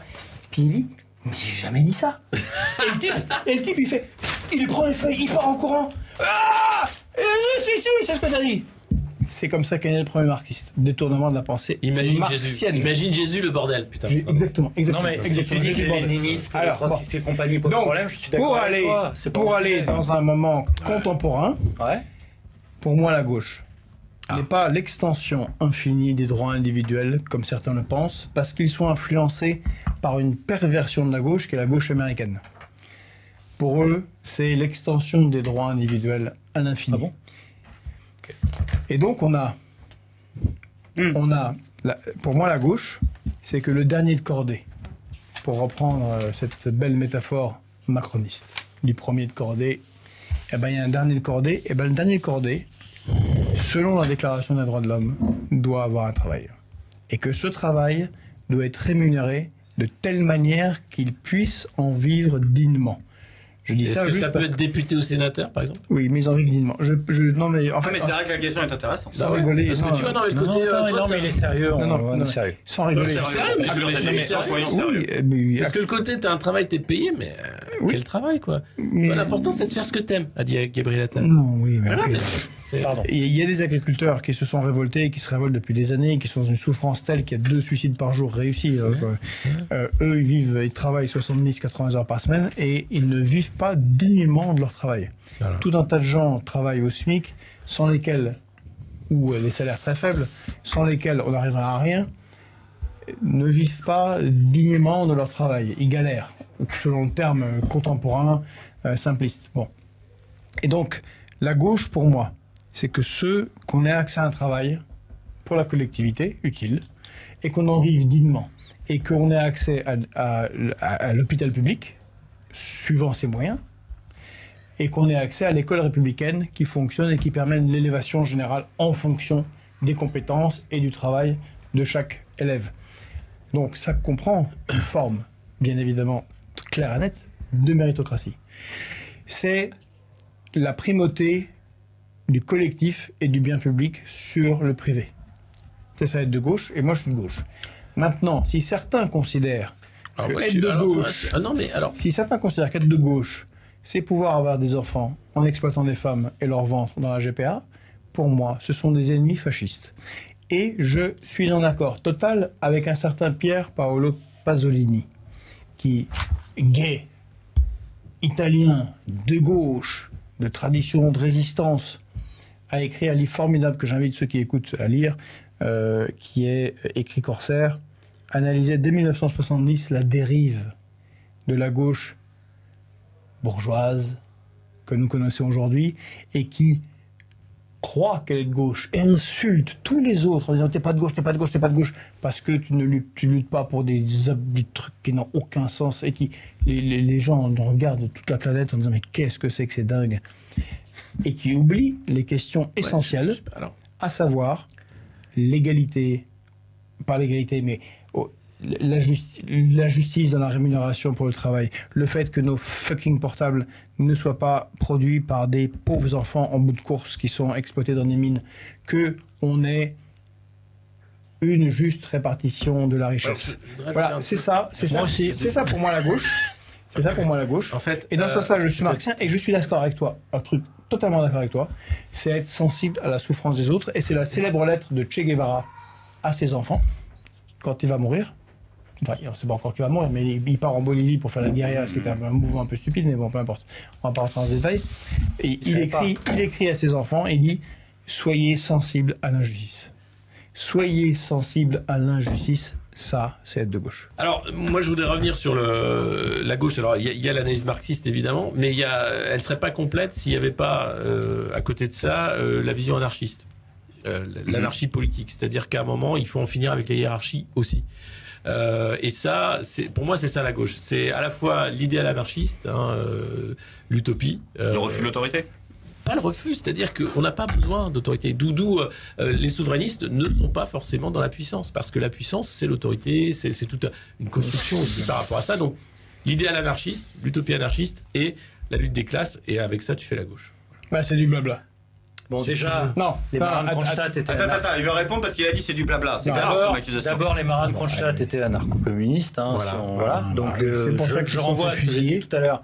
Voilà, et effectivement, ils ont été fusillés, Voilà. et le combat n'est pas fini. Et parlons de Makhno aussi en alors, Ukraine. absolument. Très bonne important. référence. Mais Voilà, Georges, il va se pendre. Georges, tu veux répondre? Non, mais je voudrais terminer mon... Vas-y. Voilà. Laisse-moi Donc, terminer.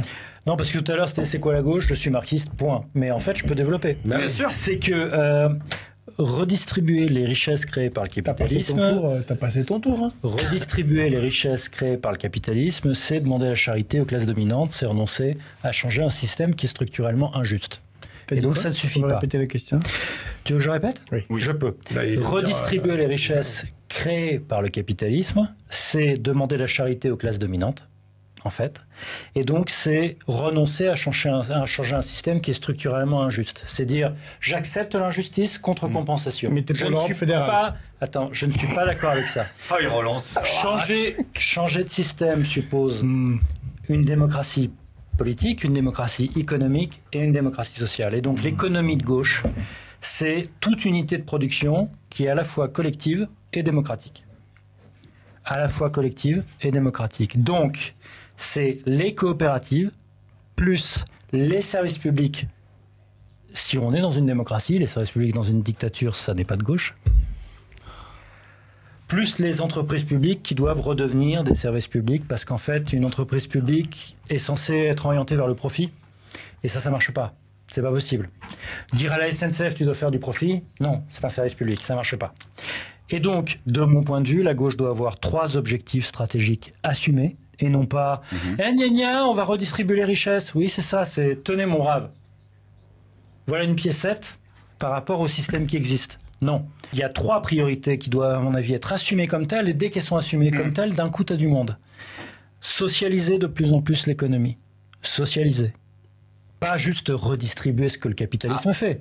On me fait signe que Charles Gave vient de mourir. Socialiser. C'est-à-dire mettre de plus en plus de secteurs de l'économie dans coopérative, services publics, autogestion. Ouais. Par exemple, la sécurité sociale de l'alimentation. La sécurité sociale de l'alimentation Ça s'appelle les consiste Restos du Cœur. à ajouter On va une pas faire branche, ça. non c'est pas vrai, consiste à ajouter une branche de la Sécu pour nourrir toute la population, sauf que ça ne marche qu'avec les AMAP, c'est-à-dire l'autogestion.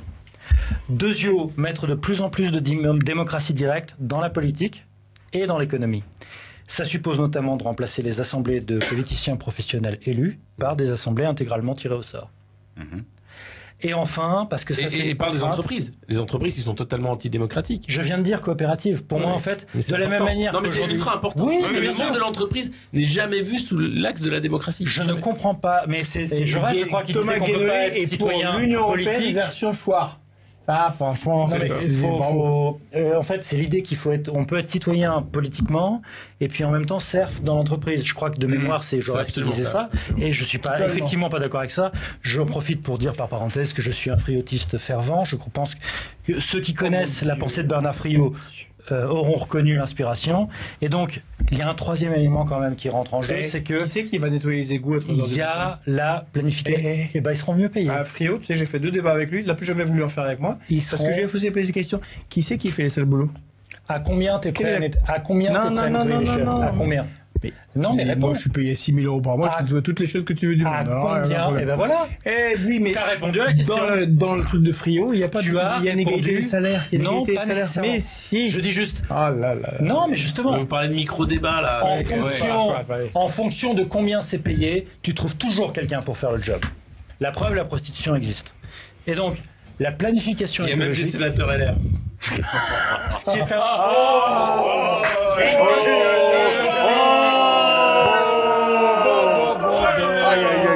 Ouais, le 3e point, c'est quand même... C'était tellement facile. Et la C'est 3e... petit, mais c'est légal. Et la 3e priorité, non mais ça se voit pas dans les échantillons d'urine donc ça compte pas.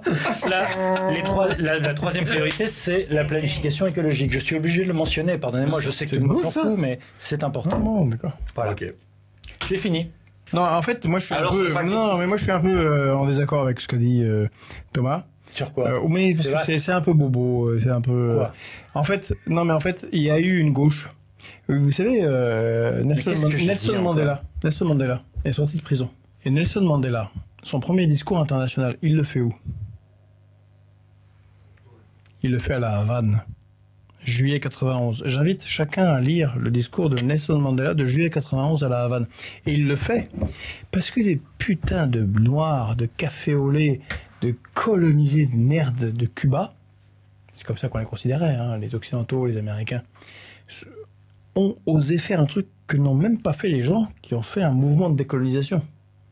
Non seulement ils ont résisté aux États-Unis, mais ils ont fait une expédition internationale à travers l'océan Atlantique, un truc de pays occidentaux. Et ils sont allés en Angola, où ils ont mis la NIC, à la route des îles du Sud qui n'existe plus, à l'Afrique du Sud et aux États-Unis. C'est grâce à ça, et en particulier à la victoire de Cuento Canavale, que personne n'a oublié, tout le monde a oublié ce truc-là, de la gauche, hein, avec Castro, Cuento Canavale, que Nelson Mandela sort. C'est pour ça qu'il choisit la Havane comme premier discours d'homme libre de gauche. Et la Havane, Cuba, c'est pas spécialement le truc que tu décris. C'est un petit peu dictatorial. Un petit peu. Les gens sont un peu en uniforme. À l'école, on se lève quand les profs rentrent à l'école. L'homosexualité n'est pas super. Tu vois, donc ta gauche, l'homosexualité. Oui, mais là, ce sont des gens qui sont autodéterminés, qui ont élevé des paysans, qui sont devenus ministres, ingénieurs, médecins. C'est une vraie interrogation. Ce sont des gens qui sont. Pourquoi? Ce sont des gens. Ce sont des gens. On la fera la prochaine fois. Ce sont des gens, Thomas. Pourquoi on ne peut pas défendre deux trucs en même temps? C'est là où il y a des gens, des jeunes qui sont en uniforme, qui se lèvent quand le professeur rentre, où l'ordre est respecté et où la devise de Cuba, que la gauche, soi-disant, a défendue pendant des décennies, hein, je pense que tu défends, parce que c'est de gauche. Patria o muerte venceremos. La patrie ou la mort, nous vaincrons. Ce qui est considéré à l'école par en tant tous que les mecs de libertarien gauche plutôt crevé. comme un truc d'extrême droite. Tu ne feras jamais porter l'uniforme. Eh ben oui, cherche pas. et mes gosses encore moins. Écoute-moi, Thomas. C'est un pays de gauche, comme tous les pays, dans l'armée, bien sûr. comme tous les pays de gauche. Non, mais moi, je veux dire. L'URSS, Il finit Alexis. résiste. C'était le dernier mot, Georges. Les Yougoslaves communistes résistent aux nazis. Tu ne peux pas mettre dans le même sac les Staliniens et la Yougoslavie de Tito, excuse-moi. Ils rentrent, mais oui, ils ont résisté. Mais ils ne rentrent pas dans ta case de gauche à la con. Franchement, c'est facile. Fidel Castro avait 2 Rolex. À La Havane, tu fumes des cigares, t'as du rhum, c'est open bar. Évidemment, comme ça, tu peux être de gauche. Il en revient, il était là avant l'émission. Alexis, c'est pas sérieux, sérieusement. Non, c'est pas sérieux, mais honnêtement, je suis d'accord. Nelson Mandela a été considéré comme un terroriste, était sur la liste des terroristes de l'État américain et anglais jusqu'en 2010. Ils ont attendu 2010 pour dire « Ah oui, c'est vrai, on a oublié de l'enlever sur les terroristes internationaux. » C'est ça, Nelson Mandela. Donc aujourd'hui, évidemment, quand tu vois ça, tu sais ce que c'est que l'ordre occidental bourgeois. Je suis bien d'accord. Thomas qui fait la conclusion, et ensuite on remerciera tout le monde, et on refera un débat parce que, encore une fois, on le dit aux spectateurs, on avait prévu tellement plus. Mais cette première, parce que c'est bien une marré première. quand même, non? Moi, tu m'avais dit que je pouvais chanter. Et puis, mais tu concluras en chanson. Cette première nous montre qu'il y a beaucoup de nouvelles émissions à faire. Pour aller jusqu'au bout. La prochaine émission s'appelle On en a sous la pédale. Tu me dis, voilà. Mais Non, mais que dalle là-bas. Putain, vous êtes grave quoi. Vous êtes tarés. Ça, c'est le mec de droite quoi. Donc, émission de gauche, régie de droite. C'est un compromis que j'ai trouvé. Voilà. Là-dessus, je suis sûr qu'on sera tous d'accord. Donc voilà. Alors là, tu t'avances beaucoup. Je suis sûr de mon coup. Vraiment, tu vas voir. Fais-moi confiance. Donc, le Cunha maintenant, ok. Être de gauche, c'est pas pleurer pour être compatissant envers des victimes. La semaine prochaine. Être de gauche, c'est être conquérant dans une démarche de renversement d'un système en place pour le remplacer par quelque chose qui est guidé par l'idéal de justice. Et s'il y a une chose qu'on a tous en commun autour de cette table, je pense, c'est d'être en désaccord frontal avec ce que moi j'appelle la gauche lacrymale, c'est-à-dire la gauche qui aime pour finalité de pleurer et donc d'intérioriser la soumission. Nous sommes là pour chialer sur le fait que « Oh là là, le système en place, il est méchant ». On n'en a rien à foutre, c'est pas notre sujet. Notre sujet, c'est comment on fait, comment on s'organise et dans quel but, avec quel programme, pour remplacer un système injuste par un système au sens moral, j'emploie un gros mot, moral, juste. Et là-dessus, j'ai aucun doute sur le fait qu'on soit tous d'accord. Tout ce que vous savez pas C'est une faire. bonne façon de conclure, Alexis. Tout ce que vous ne savez pas faire. Tout ce que vous ne savez pas faire. La gauche est incroyable dans l'opposition. Attendez, vous savez, la gauche, elle est là. La gauche est incroyable dans l'opposition, mais elle ne sait pas gérer. Attends que je gagne, tu vas sentir la différence. Mais arrête. Alexis Poulain qui conclut en chanson. Collectiviser ton petit Et on cul, se retrouvera très vite pour la deuxième émission. Merci. Alors, c'est pas vraiment une chanson, je vais lire des paroles d'une chanson, vous allez très vite la reconnaître.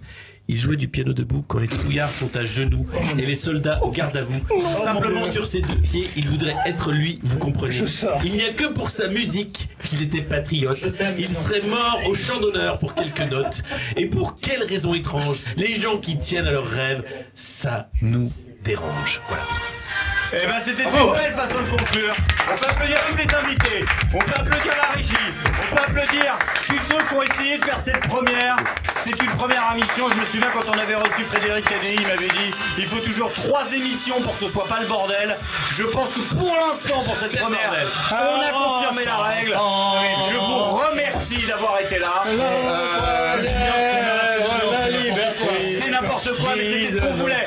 Coupe-moi cette merde. C'était vachement bien. Merci. chantant, mais sans déconner. Ils chantent debout, mais sans déconner. Non, mais vachement bien. Les Il y a que les gauchistes, soldats qui sont il y a les gauchistes, là, à genoux. Lui, il jouait des pianos debout.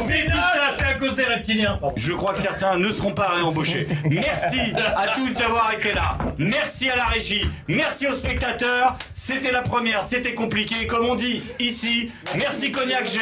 À vous les studios. Et à très vite. À vous Simon. Le brillant avec envie, c'était bien, tout le monde est content. À bientôt les amis.